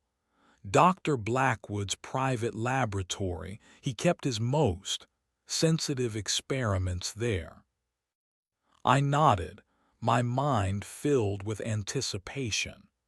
This was where Dr. Blackwood had delved into the deepest recesses of the human psyche, where he had pushed the boundaries of science and sanity. This was where we would continue his work. The door was heavily fortified, but we were not deterred. The corruption had granted us not only knowledge but also strength, a primal force that surged through our veins. With a combined effort, we ripped the chains from the door, the rusted metal screeching in protest. The door swung open, revealing a dark, musty interior. The annex was even more disturbing than I had imagined. The air was thick with the stench of chemicals and decay, a nauseating combination that made my head spin. The room was filled with strange contraptions, rusted surgical instruments, electrical devices with exposed wires, and glass jars filled with grotesque specimens, similar to those in Dr. Blackwood's chamber, but even more disturbing. In the center of the room, a large operating table, stained with blood, was surrounded by a circle of candles, their flickering light casting long, distorted shadows on the walls. It was clear that this was where Dr. Blackwood had performed his most gruesome experiments. My gaze was drawn to a table in the corner of the room, upon which lay a collection of journals, similar to the one I had tried to read in the library. These, I knew, were the key to unlocking Dr. Blackwood's secrets. I approached the table, my heart pounding in my chest. As I reached for the journals, I felt a presence, a malevolent force lurking in the shadows. "He's watching us," one of the cultists whispered, his voice filled with fear. I ignored him, focusing on the journals. I picked one up, its cover worn and faded. The title was scrawled in Dr. Blackwood's meticulous handwriting, "The Fragmentation of Consciousness." I opened the journal and began to read, my mind racing to comprehend the doctor's twisted theories. He wrote of the human mind as a complex mosaic, a collection of fragmented personalities that were held together by a fragile sense of self. He believed that by shattering this sense of self, by fragmenting the consciousness, he could unlock hidden potentials, unleash dormant powers. He described his experiments in detail, his attempts to fragment the minds of his patients through various forms of trauma, sensory deprivation, psychological manipulation, and physical torture. He chronicled their descent into madness, their struggles to maintain their sanity, their eventual surrender to the darkness. As I read, the room began to spin, the shadows dancing and twisting around me. The whispers intensified, growing louder, more insistent, their voices filled with a seductive glee. "Break them, shatter them, unleash the darkness." I felt a growing sense of power, a certainty that I was on the verge of a great discovery. Dr. Blackwood had been so close, so tantalizingly close to unlocking the secrets of the human mind. Now, it was my turn to finish what he had started. "We will continue his work," I said, my voice filled with a newfound conviction. "We will unlock the secrets of the human mind, and we will unleash the darkness upon the world." The cultists nodded, their faces twisted with fanatical devotion. They were ready to follow me, to obey my every command. "But first," I said, "we need test subjects." Their eyes widened, their faces contorting with a mixture of fear and anticipation. "Where will we find them?" one of them asked. I smiled, a slow, chilling smile that revealed rows of yellowed, crooked teeth. "They will come to us," I said. "They always do." I knew, with a certainty that chilled me to the bone, that Blackwood Sanatorium was a beacon, a magnet for those who were lost, those who were seeking answers, those who were drawn to the darkness. And they would come. Soon. We spent the next few days preparing the annex, cleaning the instruments, sharpening the blades, and organizing the journals. We were meticulous in our preparations, driven by a singular purpose: to continue Dr. Blackwood's work, to unlock the secrets of the human mind. As we worked, I continued to read the journals, immersing myself in Dr. Blackwood's twisted theories. I learned about his techniques, his methods, his successes, and his failures. I learned about the power of suggestion, the fragility of the human psyche, and the potential for darkness that lurked within us all. The more I read, the more I understood. The more I understood, the more I felt the corruption growing within me, twisting my thoughts, amplifying my desires. I was no longer Elias Thorne, the historian. I was a vessel, a conduit for the darkness that had been unleashed upon Blackwood. And I was ready to embrace it. Then one evening, as we were preparing the operating table, we heard a sound. A knock on the door. My heart pounded in my chest. They were here. I turned to the cultists, my eyes filled with anticipation. "Open the door," I said, my voice a low, commanding whisper. "Welcome our guests." They nodded, their faces twisted with fanatical devotion. One of them approached the door and slowly opened it, revealing two figures standing in the darkness outside. They were young, a man and a woman, their faces pale and weary, their eyes filled with a mixture of fear and hope. "Hello," the man said, his voice trembling slightly. "Is anyone here? We're lost." I smiled, a slow, chilling smile that revealed rows of yellowed, crooked teeth. "Welcome," I said, stepping forward into the doorway. "You've come to the right place." Their eyes widened with surprise. "Who are you?" the woman asked, her voice filled with suspicion. "I am a guide," I said. "I can help you find your way." "Find our way where?" the man asked. I smiled again, my eyes gleaming with a manic intensity. "To enlightenment," I said, "to the truth, to the darkness that lies within us all." They hesitated for a moment, their faces filled with doubt. Then the man spoke. "We're willing to try anything," he said, his voice filled with desperation. "We need help." I nodded, extending my hand. "Then come with me," I said. "I will show you the way." They looked at each other, their faces filled with apprehension.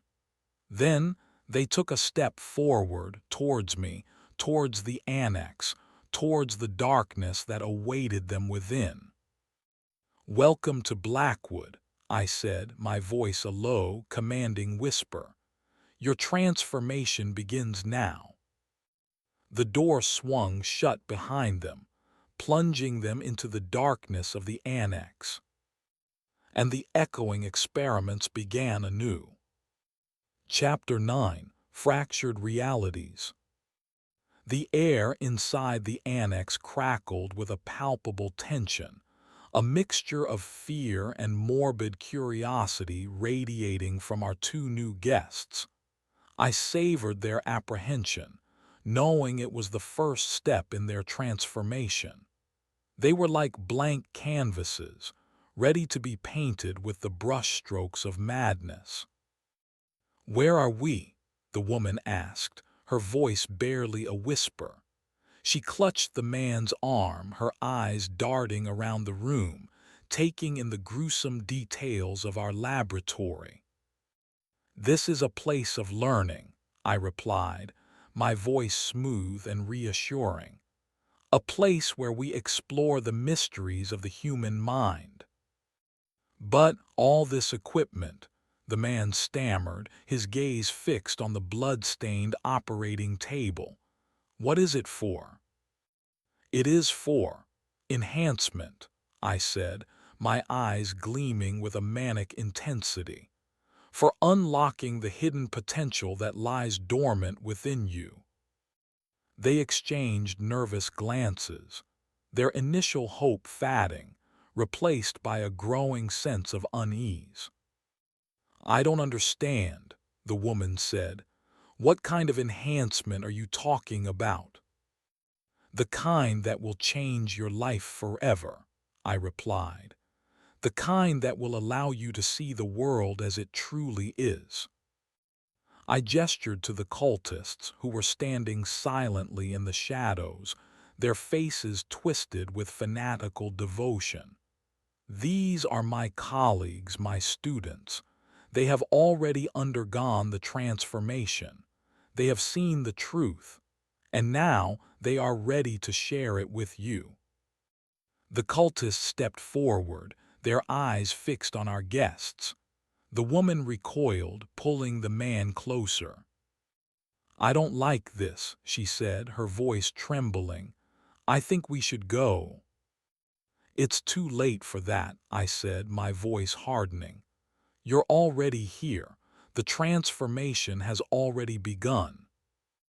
I snapped my fingers, and the cultists surged forward, seizing the man and the woman, restraining them with surprising force. "What are you doing?" the man shouted, struggling against their grip. "Let us go." "You will thank us for this," I said, my voice cold and emotionless. "You will see the truth whether you want to or not." We strapped them to the operating table, their struggles growing weaker as fear overwhelmed them. I approached, my hand holding a syringe filled with a clear, viscous liquid. "What is that?" the woman cried, her voice filled with terror. "It is the key," I said, "the key to unlocking your mind." I injected the liquid into their veins, watching as their eyes widened, their bodies convulsed. The transformation had begun. Over the next few days, we subjected our guests to a battery of experiments, drawing upon Dr. Blackwood's journals as our guide. We used sensory deprivation, psychological manipulation, and physical torture to break down their minds, to shatter their sense of self. We showed them grotesque images, played them disturbing sounds, and subjected them to extreme temperatures. We deprived them of sleep, of food, of human contact. We pushed them to the brink of madness, forcing them to confront their deepest fears, their darkest desires. As their minds began to unravel, they started to see things, to hear things, to experience things that were not real. Hallucinations, delusions, paranoia, all the hallmarks of a mind on the verge of collapse. The woman was the first to break. She began to scream, to sob, to beg for mercy. She pleaded with us to stop, to let her go. She promised to do anything, to say anything, if we would just end her suffering. I ignored her pleas, knowing that her suffering was necessary, that it was a vital part of the process. The more they suffered, the closer they came to the truth.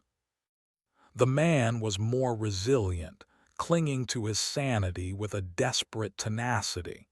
He fought against the hallucinations, the delusions, the paranoia. He tried to reason with us, to appeal to our humanity. He refused to give in. But even he had his breaking point. One evening, as we were subjecting him to a particularly grueling session of sensory deprivation, he began to speak in tongues, his voice a guttural growl that was barely recognizable. His body convulsed, his eyes rolled back in his head, and he began to chant, a rhythmic, hypnotic sound that sent shivers down my spine. It was the same chanting that I had heard in the chapel, the chanting of Dr. Blackwood's followers. His mind had finally broken. The transformation was complete. We released them from the operating table, their bodies weak and trembling, their minds shattered, their souls corrupted. They were no longer the people they had once been. They were something else, something other. They joined the ranks of the cultists, their faces twisted with fanatical devotion, their eyes fixed on me, their new master. The experiments were a success, but the transformation was not without its side effects. As their minds began to unravel, their grasp on reality weakened. They began to see the world differently, to perceive things that were hidden from normal human perception. They saw the shadows that lurked in the corners of the room, the faces that peered out from the walls, the whispers that echoed through the corridors. They saw the true nature of Blackwood Sanatorium, its history of suffering, its legacy of madness. And they saw the darkness that was growing within me, the corruption that was consuming my soul. They began to fear me, to distrust me, to question my motives. They started to whisper among themselves, their voices filled with suspicion. I knew that I had to do something, had to reassert my control, to remind them who was in charge. One evening, as we were gathered in the annex, preparing for another experiment, I called them together, my voice filled with a chilling authority. "I have noticed a lack of faith among you," I said. "Some of you are questioning my methods, doubting my vision. This cannot be tolerated." Their faces paled, their eyes widening with fear. "I must remind you," I continued, "that we are on the verge of a great discovery. We are about to unlock the secrets of the human mind, to transcend the limitations of the human form. But we cannot do this alone. We need complete devotion, absolute obedience. We need to be united in our purpose." I paused, letting my words sink in. "Therefore," I said, "I have decided to perform a demonstration of the power of the transformation, a demonstration of the consequences of doubt." I gestured to one of the cultists, a man who had been particularly vocal in his skepticism. "You," I said, pointing at him, "you will be the subject." His face contorted with terror. "No," he cried, "please, I beg you." I ignored his pleas. The other cultists seized him, restraining him with surprising force. We strapped him to the operating table, his struggles growing weaker as fear overwhelmed him. I approached, my hand holding a scalpel. "This will be a lesson to all of you," I said, my voice cold and emotionless. "Doubt will be punished, faith will be rewarded." I raised the scalpel high above my head and brought it down with a swift, decisive motion. The annex was filled with a blood-curdling scream. The demonstration had begun, and fractured realities became a new terrifying normal. Chapter 10: The Anatomy of Fear. The air in the annex, already thick with the stench of chemicals and decay, now reeked of blood. The cultists watched in horrified fascination as I meticulously dissected the unfortunate skeptic, their faces a mixture of fear, awe, and a disturbingly morbid curiosity. My actions were not driven by rage, but by a cold, clinical detachment, a scientific curiosity that had consumed my very being. The Elias Thorne who once recoiled at the sight of blood was now a distant memory, replaced by a chillingly efficient instrument of transformation. With each precise incision, I explained the anatomy of fear, the intricate network of nerves and synapses that transmitted the sensation of terror to the brain. I spoke of the amygdala, the hippocampus, the prefrontal cortex, the regions of the brain that were responsible for processing emotions, forming memories, and making decisions. I described how Dr. Blackwood had sought to manipulate these regions, to rewire the brain, to shatter the very foundations of the human psyche. As I spoke, I peeled back layers of skin, muscle, and bone, revealing the intricate workings of the human body. The cultists watched in rapt attention, their faces illuminated by the flickering candlelight, their eyes gleaming with a newfound understanding. They were learning, they were growing, they were becoming more like me. When I reached the brain, I paused, holding it aloft for all to see. It was a gray, convoluted mass, a fragile organ that contained the sum total of a human being's thoughts, memories, and emotions. "This," I said, my voice resonating with a chilling authority, "is the seat of consciousness. This is where the truth lies hidden. This is what we seek to unlock." I plunged the scalpel into the brain, severing the connections between the different regions, shattering the fragile mosaic of consciousness. The body on the table convulsed, its limbs twitching and spasming, its mouth emitting a gurgling moan. The process was horrifying, grotesque, but it was also exhilarating. I felt a surge of power, a sense of control that I had never experienced before. I was no longer a mere observer, a passive seeker of knowledge. I was an active participant, a creator, a destroyer, a shaper of reality. The dissection continued for hours, until the table was covered in blood and gore, and the body was reduced to a collection of fragmented parts. When it was over, I stepped back, surveying my work with a sense of grim satisfaction. The cultists approached, their faces filled with a mixture of fear and admiration. "What do we do now?" one of them asked, his voice barely a whisper. "Now," I said, "we begin again." We cleaned the annex, disposing of the remains of our experiment, scrubbing the blood from the operating table, and rearranging the instruments. We worked in silence, our movements precise and efficient, our minds focused on the task at hand. As we cleaned, I felt a growing sense of unease, a feeling that we were being watched.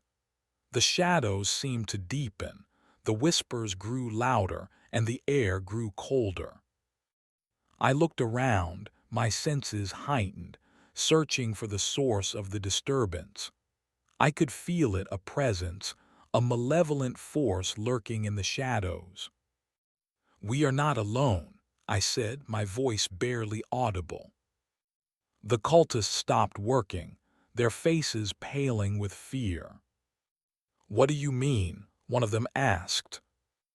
"Something is watching us," I replied. "Something that does not approve of our work." "What is it?" another asked, his voice trembling. "I don't know," I said, "but I can feel it. It's ancient, it's powerful, and it's angry."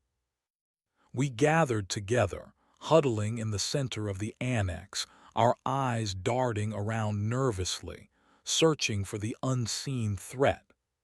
The shadows danced and twisted, making it difficult to see, to discern what was real and what was not. Then we heard it. A scratching sound coming from the walls. We all turned, our eyes fixed on the walls, our hearts pounding in our chests. The scratching grew louder, more insistent, as if something were trying to claw its way into the room. "What is that?" one of the cultists screamed. I didn't know, but I knew that whatever it was coming for us. The scratching grew louder, more frantic. The walls began to vibrate, the stone crumbling and cracking. Then the wall exploded. A section of the wall collapsed, revealing a dark, gaping hole. And emerging from the hole was a creature that defied description, a grotesque amalgamation of flesh, bone, and shadow, its eyes burning with a malevolent intelligence. It was a thing born of Blackwood, a manifestation of the darkness that had been lurking in the shadows for centuries. It was the guardian of the sanatorium, the protector of its secrets, the enemy of all who dared to trespass upon its hallowed ground. It was the embodiment of fear, and it was coming for us. The creature lunged, its claws extended, its jaws gaping wide, revealing rows of jagged teeth. The cultists screamed and scattered, their faces contorted with terror. I stood my ground, my mind racing, searching for a way to defeat this monstrous entity. I knew that I could not fight it with physical force. It was too powerful, too ancient, too connected to the very essence of Blackwood. I had to fight it with something else. I had to fight it with fear. I closed my eyes, focusing my mind, drawing upon the darkness that had consumed my soul. I summoned the images of suffering and despair that I had witnessed within the walls of Blackwood Sanatorium.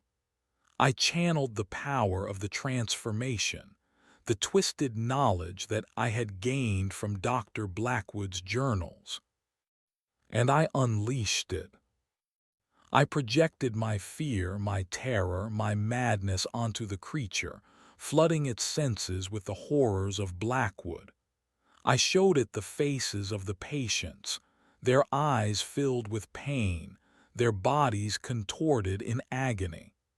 I showed it the blood-stained operating table, the rusted surgical instruments, the grotesque specimens in the jars. I showed it the truth about Blackwood, the truth that it had been trying to protect, the truth that it could not bear to face. The creature recoiled, its body convulsing, its eyes widening with horror. It began to scream, a piercing, blood-curdling sound that echoed through the annex. It could not bear the weight of the truth. The creature stumbled backwards, retreating into the hole in the wall, its form dissolving into the shadows. The scratching stopped, the vibrations ceased, and the annex fell silent once more. We stood there trembling, our bodies covered in sweat, our minds reeling from the encounter. The creature was gone, but its presence lingered, a palpable sense of dread that hung heavy in the air. "What was that?" one of the cultists whispered, his voice barely audible. "It was the Guardian," I said, my voice trembling slightly. "The protector of Blackwood's secrets." "Will it come back?" another asked. "Yes," I said. "It will always come back. It is a part of this place. It is a part of us." We knew that we could not escape the Guardian. It was an integral part of Blackwood, woven into the very fabric of the sanatorium, a manifestation of its tormented history. It would always be there, lurking in the shadows, waiting for the opportunity to strike again. But we could not afford to be deterred. Our purpose was too important, our mission too vital. We had to continue our work to unlock the secrets of the human mind, no matter the cost. "We must be more careful," I said, my voice regaining its composure. "We must strengthen our defenses, protect ourselves from the Guardian's wrath." The cultists nodded, their faces filled with a newfound resolve. They had seen the power of the Guardian, the terror it could unleash. They understood that survival depended on their ability to withstand its attacks. We spent the next few days reinforcing the annex, sealing the hole in the wall, strengthening the door, and erecting wards of protection. We drew upon Dr. Blackwood's journals, searching for clues, for methods of defense against supernatural entities. We learned about ancient rituals, arcane symbols, and protective incantations. We gathered herbs, minerals, and other ingredients, preparing concoctions to ward off evil spirits. We worked tirelessly, driven by a desperate need to protect ourselves, to secure our sanctuary. As we fortified the annex, I delved deeper into Dr. Blackwood's journals, searching for a way to control the Guardian, to harness its power, to turn it into a weapon. I believed that if we could understand its nature, its origins, its weaknesses, we could bend it to our will, use it to defend us against our enemies. But the more I learned, the more I realized the futility of my efforts. The Guardian was not a simple entity, a mere ghost or demon. It was something far more complex, something far more ancient, something far more powerful. It was a manifestation of the collective suffering of Blackwood's patients, a living embodiment of their torment, their despair, their madness. It was a force of nature, a primal power that could not be controlled, only contained. And we were trapped within its domain. The weight of this realization pressed down on me, threatening to crush my spirit. I felt a growing sense of dread, a certainty that we were doomed, that our efforts were in vain. The corruption within me amplified these feelings, twisting my thoughts, amplifying my fears. The whispers intensified, growing louder, more insistent, their voices filled with a mocking glee. "You cannot win. You are doomed. The Guardian will destroy you." I fought against the whispers, clinging to the last vestiges of my sanity, desperately trying to maintain my focus, my resolve. But the darkness was closing in, threatening to overwhelm me, to consume me completely. One evening, as I was studying Dr. Blackwood's journals, I noticed something that made my blood run cold. A passage, written in a shaky, almost illegible hand, described a ritual that was said to bind the guardian, to imprison it within a specific location. The ritual required a sacrifice, a human sacrifice, and it had to be performed within the heart of Blackwood at the site of the original sin, the place where the guardian had first been summoned. I knew, with a certainty that chilled me to the bone, that this was our only hope. If we could perform the ritual, we could contain the guardian, secure our sanctuary, and continue our work. But the ritual required a sacrifice, a human sacrifice, and I knew that asking my cultists to participate in such a gruesome act would be a test of their loyalty, a test that they might not be willing to pass. I decided to keep the ritual a secret, to perform it myself, to bear the burden of its consequences alone. I would find a suitable sacrifice, lure it to the heart of Blackwood, and perform the ritual under the cover of darkness. It was a dangerous plan, a desperate gamble, but I had no other choice. I spent the next few days preparing for the ritual, gathering the necessary ingredients, studying the incantations, and selecting a suitable location. I decided to perform the ritual in the old chapel, the site of our first encounter with the guardian, the place where I had nearly lost my life. The chapel was a place of power, a nexus of dark energy, and I knew that it was the only place where the ritual could be performed successfully. As I prepared, I felt the eyes of the guardian upon me, watching my every move, sensing my intentions.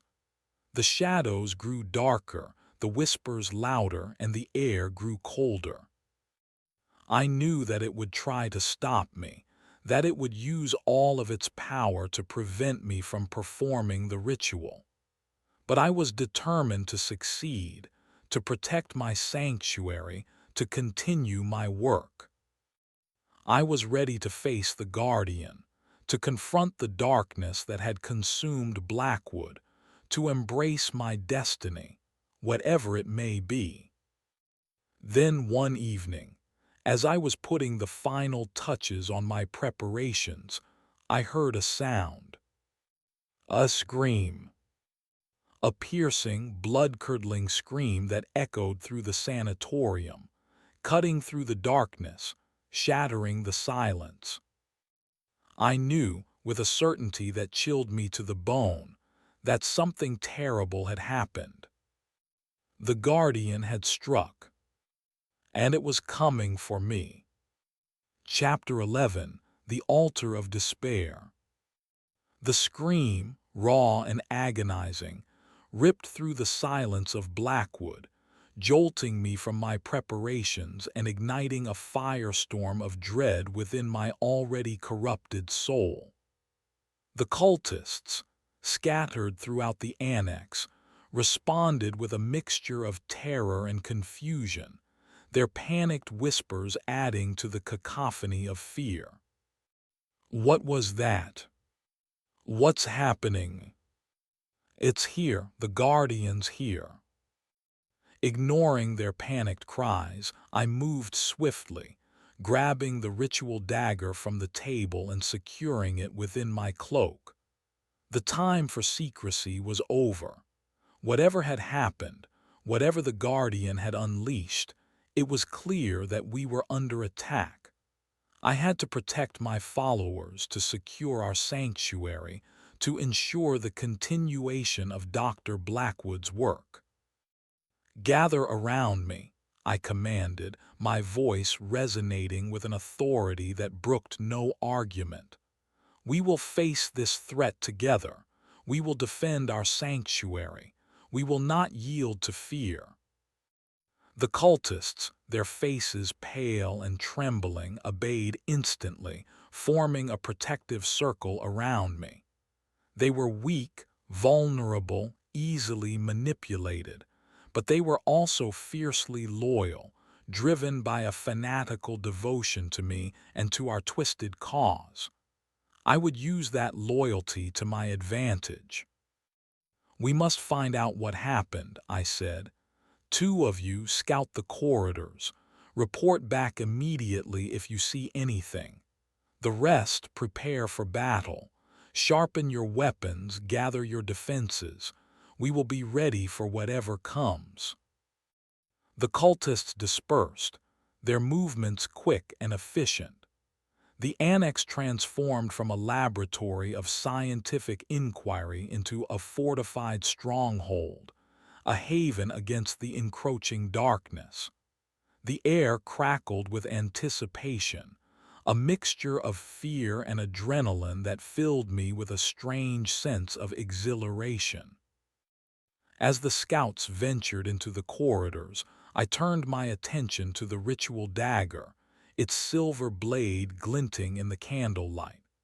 It was an ancient artifact, passed down through generations of Blackwood's family, said to possess the power to banish evil spirits and bind supernatural entities.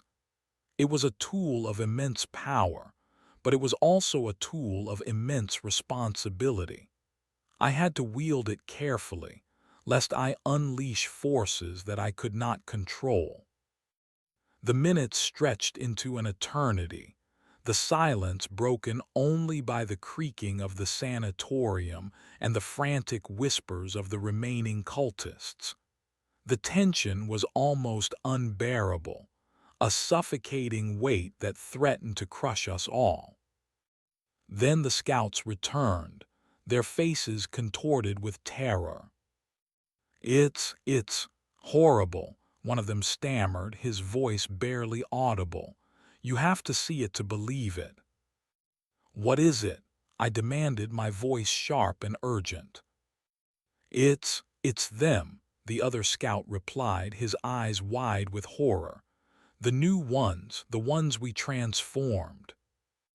"What have you done?" the first scout cried, his voice filled with anguish. "What have you unleashed?"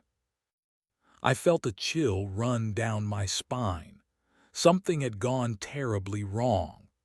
The transformation process, which had seemed so controlled, so precise, had somehow spiraled out of control, unleashing something that I could not have anticipated.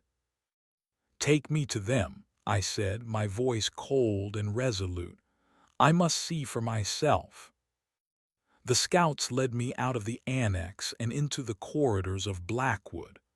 The silence was broken, shattered by a chorus of screams, moans, and guttural growls that echoed through the halls.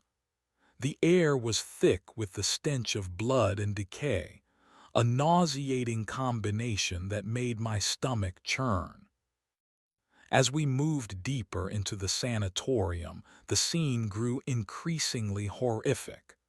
The walls were splattered with blood, the floors littered with debris, and the air was filled with a palpable sense of dread.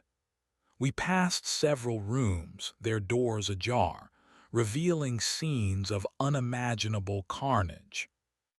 Finally, we reached our destination, the old chapel, the site of my transformation, the heart of Blackwood's darkness.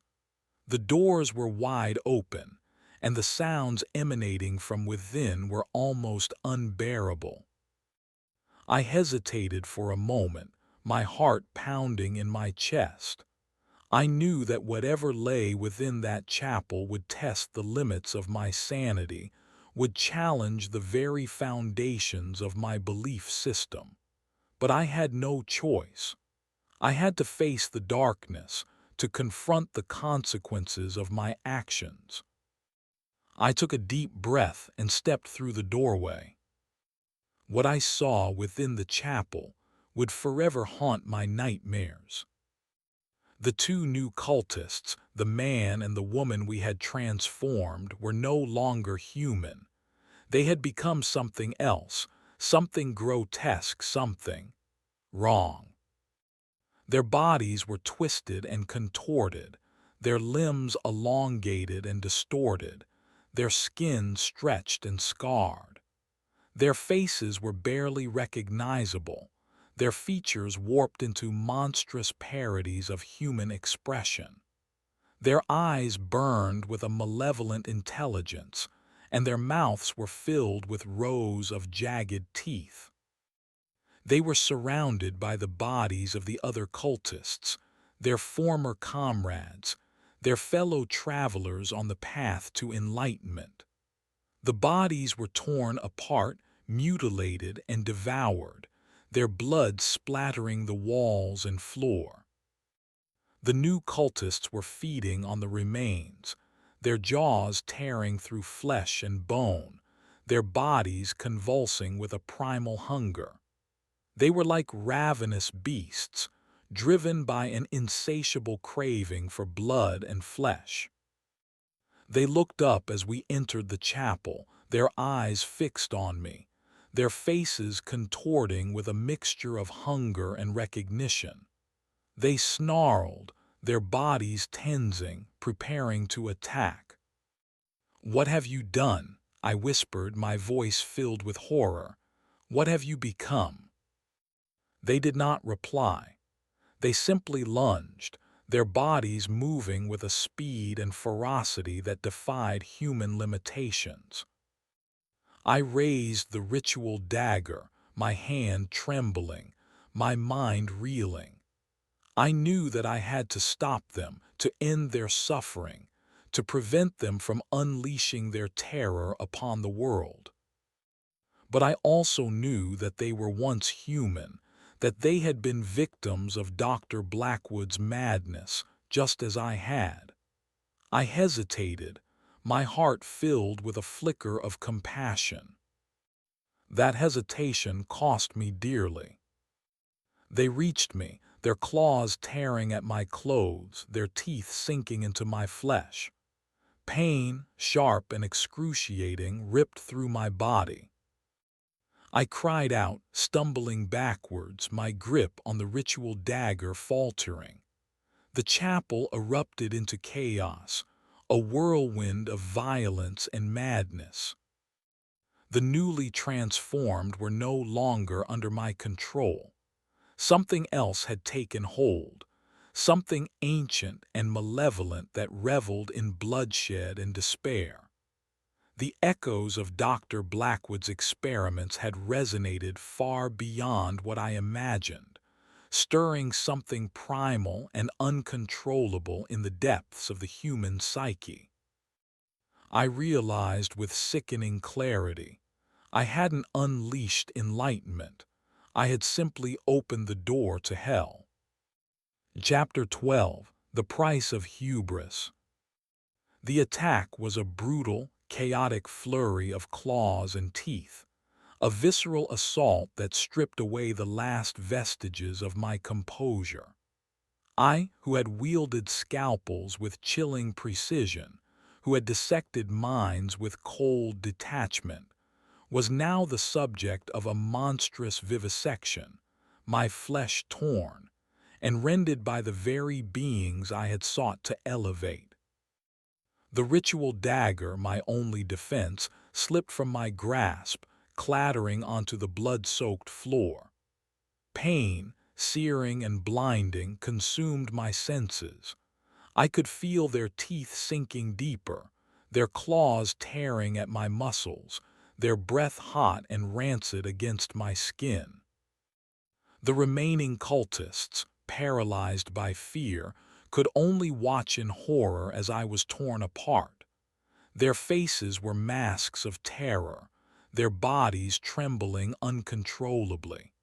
They had witnessed the consequences of their blind faith, the price of their unyielding obedience.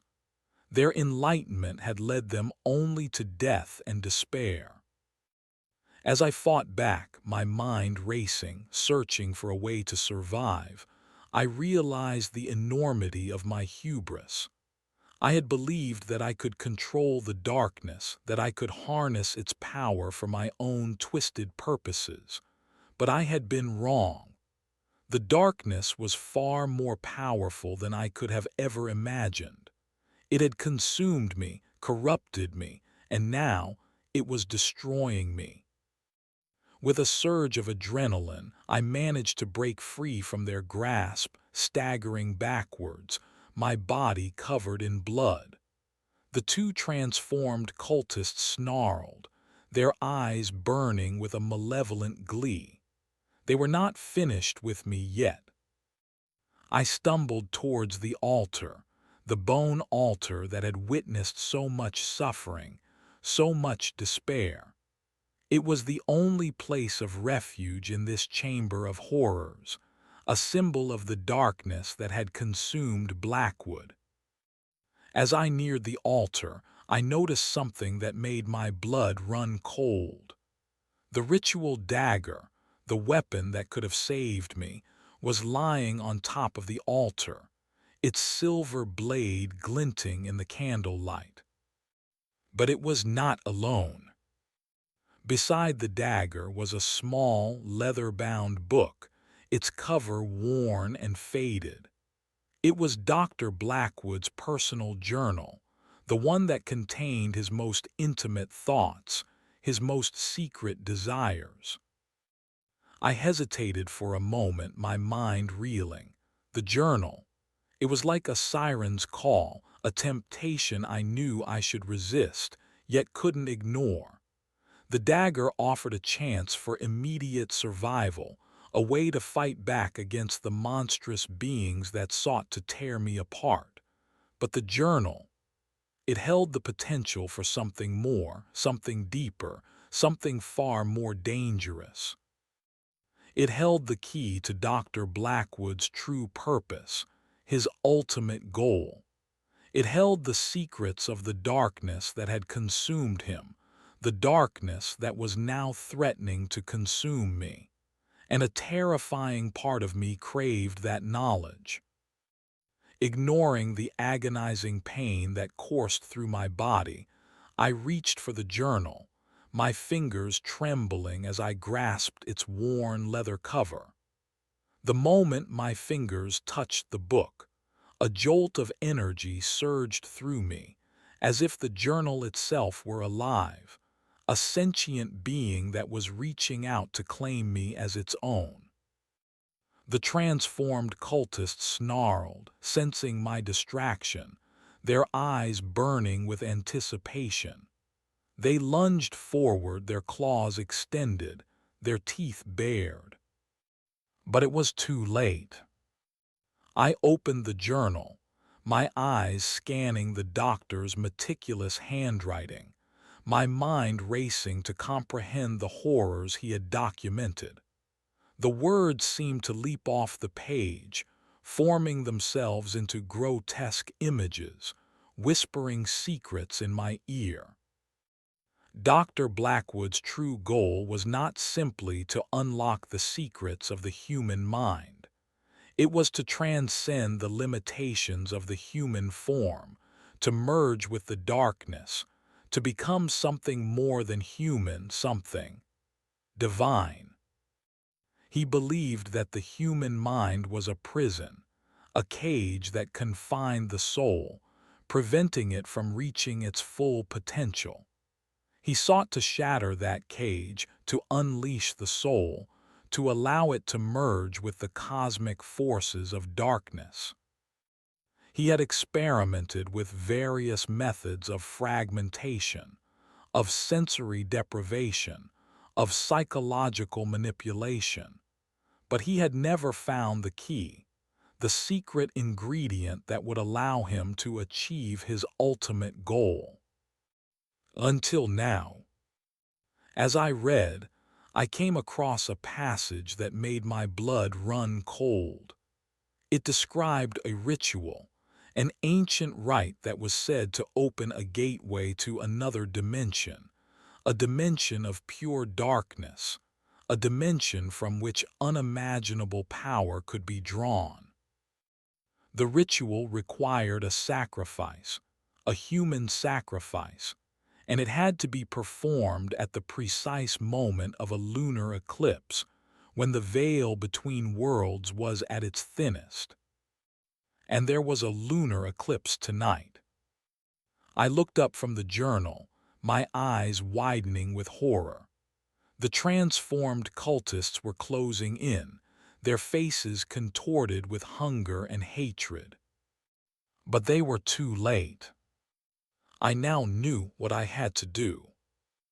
With a surge of adrenaline, I grabbed the ritual dagger from the altar, my grip firm, my mind focused. The pain that had been consuming me vanished, replaced by a chilling sense of purpose. I turned to face the transformed cultists, my eyes burning with a newfound intensity. They hesitated for a moment, sensing the change within me, the shift in power. "You have failed," I said, my voice resonating with an authority that I had never possessed before. "You have failed to embrace the darkness. You have failed to transcend your humanity." Their faces contorted with rage. They lunged forward, their claws extended, their teeth bared. But I was ready for them. With a swift, decisive motion, I plunged the ritual dagger into the heart of the first transformed cultist, twisting the blade, severing the connection between his body and his soul. He screamed, his body convulsing, his eyes widening with shock. He collapsed to the floor, his form dissolving into a pile of writhing flesh and bone. The second transformed cultist hesitated, its eyes filled with terror. It sensed the power that I now possessed, the darkness that was radiating from my very being. It turned to flee, seeking to escape the wrath that I was about to unleash. But it was too late. With another swift motion, I plunged the ritual dagger into the heart of the second transformed cultist, ending its existence in a flash of grotesque glory. The chapel fell silent, the only sound the echo of my ragged breathing. I stood there, covered in blood, my body trembling, my mind reeling. I had survived. I had defeated the monsters that sought to destroy me. But I had also crossed a line, a point of no return. I had embraced the darkness. I had sacrificed human lives. I had embraced Dr. Blackwood's twisted vision. I was no longer Elias Thorne. I was something else, something more. I looked down at the journal in my hand, its pages filled with the secrets of the darkness. The lunar eclipse was approaching, and I knew that I had a choice to make. I could abandon Dr. Blackwood's plan, destroy the journal, and attempt to return to some semblance of normalcy. Or I could embrace my destiny, perform the ritual, and open a gateway to another dimension. I knew deep down that there was no real choice. The corruption had taken hold, the darkness had consumed me. There was no turning back.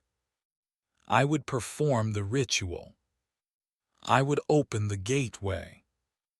And I would unleash the darkness upon the world. Chapter 13, Lunar Sacrament. The air in the chapel pulsed with an unseen energy, a palpable anticipation that mirrored the frantic beating of my own heart. The lunar eclipse had begun, casting the world outside in an eerie, ethereal glow. Blackwood Sanatorium, normally a silhouette of oppressive dread against the night sky, was now bathed in an unearthly silver light, its dark secrets momentarily illuminated. I moved with a newfound purpose, a chilling efficiency born of the darkness that now resided within me. I cleared the bone altar, arranging the ritual implements with precise care. The silver dagger, cleansed of the transformed cultists' tainted blood. Dr. Blackwood's journal, open to the page detailing the ancient rite, and a chalice filled with the black, oily water from the fountain, now shimmering with an almost hypnotic allure. The whispers intensified, swirling around me like a vortex of tormented souls, their voices urging me onward, their promises growing bolder, more seductive. The power awaits. Transcend your limitations. Become one with the darkness. I ignored the voices, focusing on the ritual, reciting the ancient incantations from memory, each word resonating with a dark, unholy energy. The chapel seemed to respond to my invocations, the shadows deepening, the air growing colder, and the very stones vibrating with an unseen force. As I chanted, I began to see things, fleeting glimpses of movement in the periphery of my vision, shadowy figures that danced in the corners of my eye. I could feel the presence of the guardian, lurking in the darkness, its malevolent intelligence focused on me, sensing my intentions. I knew that it would try to stop me, that it would use all of its power to prevent me from completing the ritual. But I was prepared. I had studied Dr. Blackwood's journals. I had learned the secrets of the darkness, and I was ready to face whatever challenges lay ahead. The lunar eclipse reached its peak, the moon completely obscured by the Earth's shadow. The chapel plunged into absolute darkness, a darkness so profound that it seemed to press down on me, suffocating me, threatening to crush my very soul. Then a voice echoed through the chapel, a voice that was both familiar and alien, both comforting and terrifying. "You cannot do this, Elias," the voice said. "You do not understand the consequences." I recognized the voice. It was Dr. Blackwood's voice, but it was somehow different, amplified, distorted. It was as if the doctor himself were speaking to me from beyond the grave. "You are wrong," I replied, my voice resonating with a newfound confidence. "I understand perfectly. I am embracing my destiny. I am becoming something more." "You are a fool," the voice said. "You are playing with forces that you cannot control. You will unleash something terrible upon the world." "I am not afraid," I replied. "I am ready." The voice fell silent, and the chapel plunged into an even deeper darkness. Then, a single beam of moonlight pierced through the darkness, illuminating the bone altar, focusing its energy on the chalice filled with the black, oily water. It was time. I reached for the chalice, my hand trembling slightly. The water seemed to shimmer and pulse with an unnatural energy, beckoning me to drink, promising me unimaginable power. I hesitated for a moment, my mind reeling. The air thrummed with energy, the silence broken only by the frantic pounding of my heart. The black, oily water in the chalice. It radiated a sense of power, of forbidden knowledge, of the very essence of the darkness that I now embraced.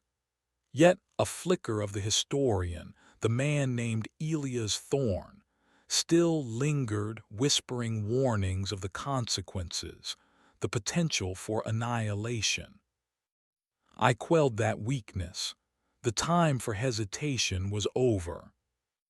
Taking a deep breath, I raised the chalice to my lips and drank.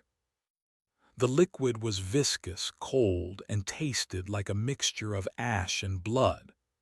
As it slid down my throat, I felt a surge of energy, a burning sensation that coursed through my veins, igniting every nerve, every fiber of my being. The world around me dissolved, the chapel, the altar, the darkness, all fading into a swirling vortex of black and crimson. Images flashed before my eyes, grotesque visions of suffering and despair, visions of Dr. Blackwood's experiments, visions of the horrors that had been committed within the walls of Blackwood Sanatorium. I saw the faces of the patients, their eyes filled with terror, their bodies contorted in pain. I heard their screams, their pleas for mercy, their silent cries of despair. Then I saw a vision of myself, transformed, powerful, standing at the precipice of a new reality. I saw the world plunged into darkness, its inhabitants enslaved by fear, its very fabric reshaped in my image. The pain intensified, becoming almost unbearable. I felt my body changing, contorting, transforming. My skin grew cold and clammy, my features twisted and distorted. My bones shifted, rearranged themselves, my muscles hardened, becoming dense and powerful. The whispers returned, but now they were not just in my ears. They were in my mind, in my blood, in my very soul. You are becoming. Embrace the power. Become one with the darkness. I felt a connection to something ancient and malevolent, a force that had been lurking in the shadows of Blackwood for centuries. It was a force that craved destruction, a force that hungered for control, a force that was now merging with me. Then the darkness within the chapel tore apart, revealing a gateway, a swirling vortex of black energy that pulsed with an unholy light. It was a doorway to another dimension, a dimension of pure darkness, a dimension from which unimaginable power could be drawn. A hand reached out from the gateway, a clawed, skeletal hand that beckoned me closer. It was the hand of the darkness, the hand of the void. I reached back, my hand instinctively reaching for its grasp. I stepped through the gateway. As I crossed the threshold, I felt a wave of energy wash over me, a force that stripped away the last vestiges of my humanity, transforming me into something new, something other. The chapel vanished, replaced by an endless expanse of darkness, a void that stretched out before me in all directions. I was alone, adrift in an ocean of nothingness, surrounded by the echoes of tormented souls, the whispers of forgotten gods. I was no longer Elias Thorne, the historian, the seeker of truth. I was a vessel, a conduit for the darkness, a creature of pure power, a force that would reshape the world in my image.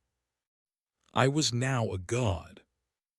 I raised my hands, and a surge of energy flowed through me, igniting the darkness, creating new forms, shaping the void to my will. I could feel the power coursing through my veins, a limitless source of energy that could bend reality to my desires. I saw a vision of Blackwood Sanatorium, its walls crumbling, its inhabitants cowering in terror. I saw the world, its cities burning, its governments collapsing, its people enslaved. I smiled, a slow, chilling smile that reflected the darkness that had consumed me. It was time to begin. It was time to bring the darkness to the world.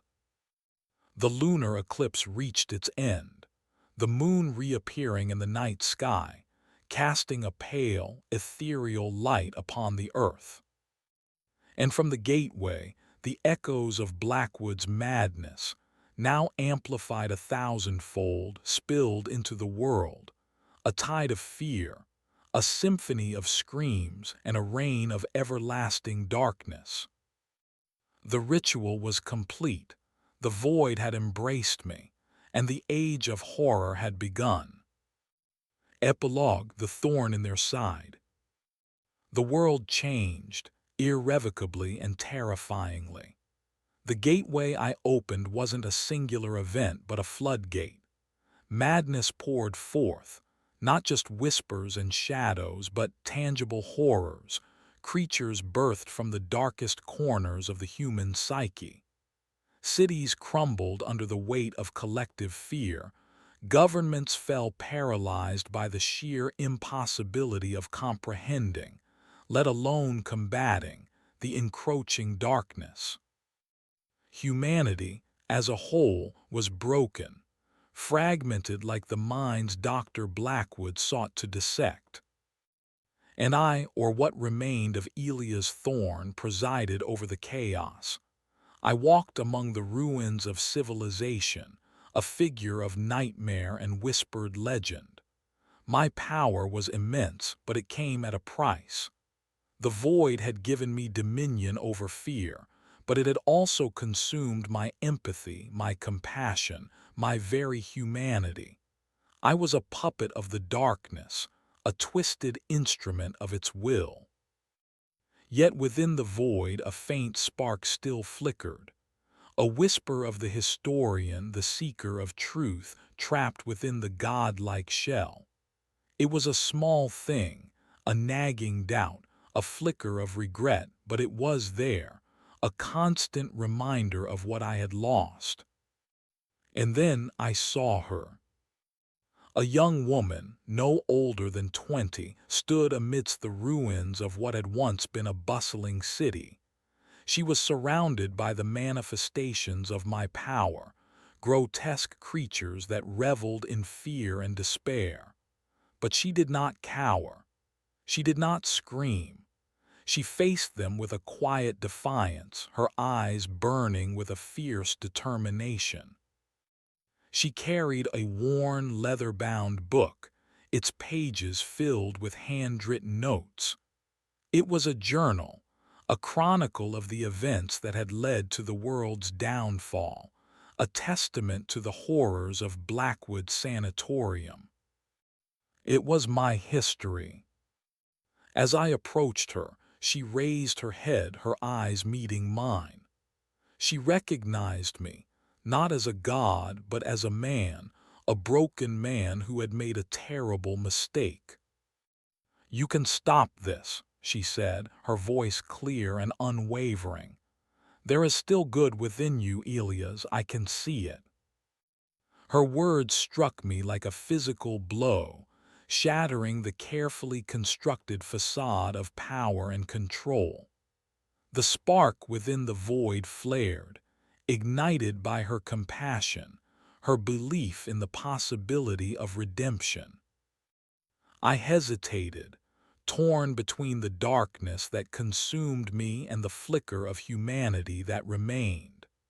The creatures around me snarled, sensing my wavering resolve, urging me to silence her, to crush her hope.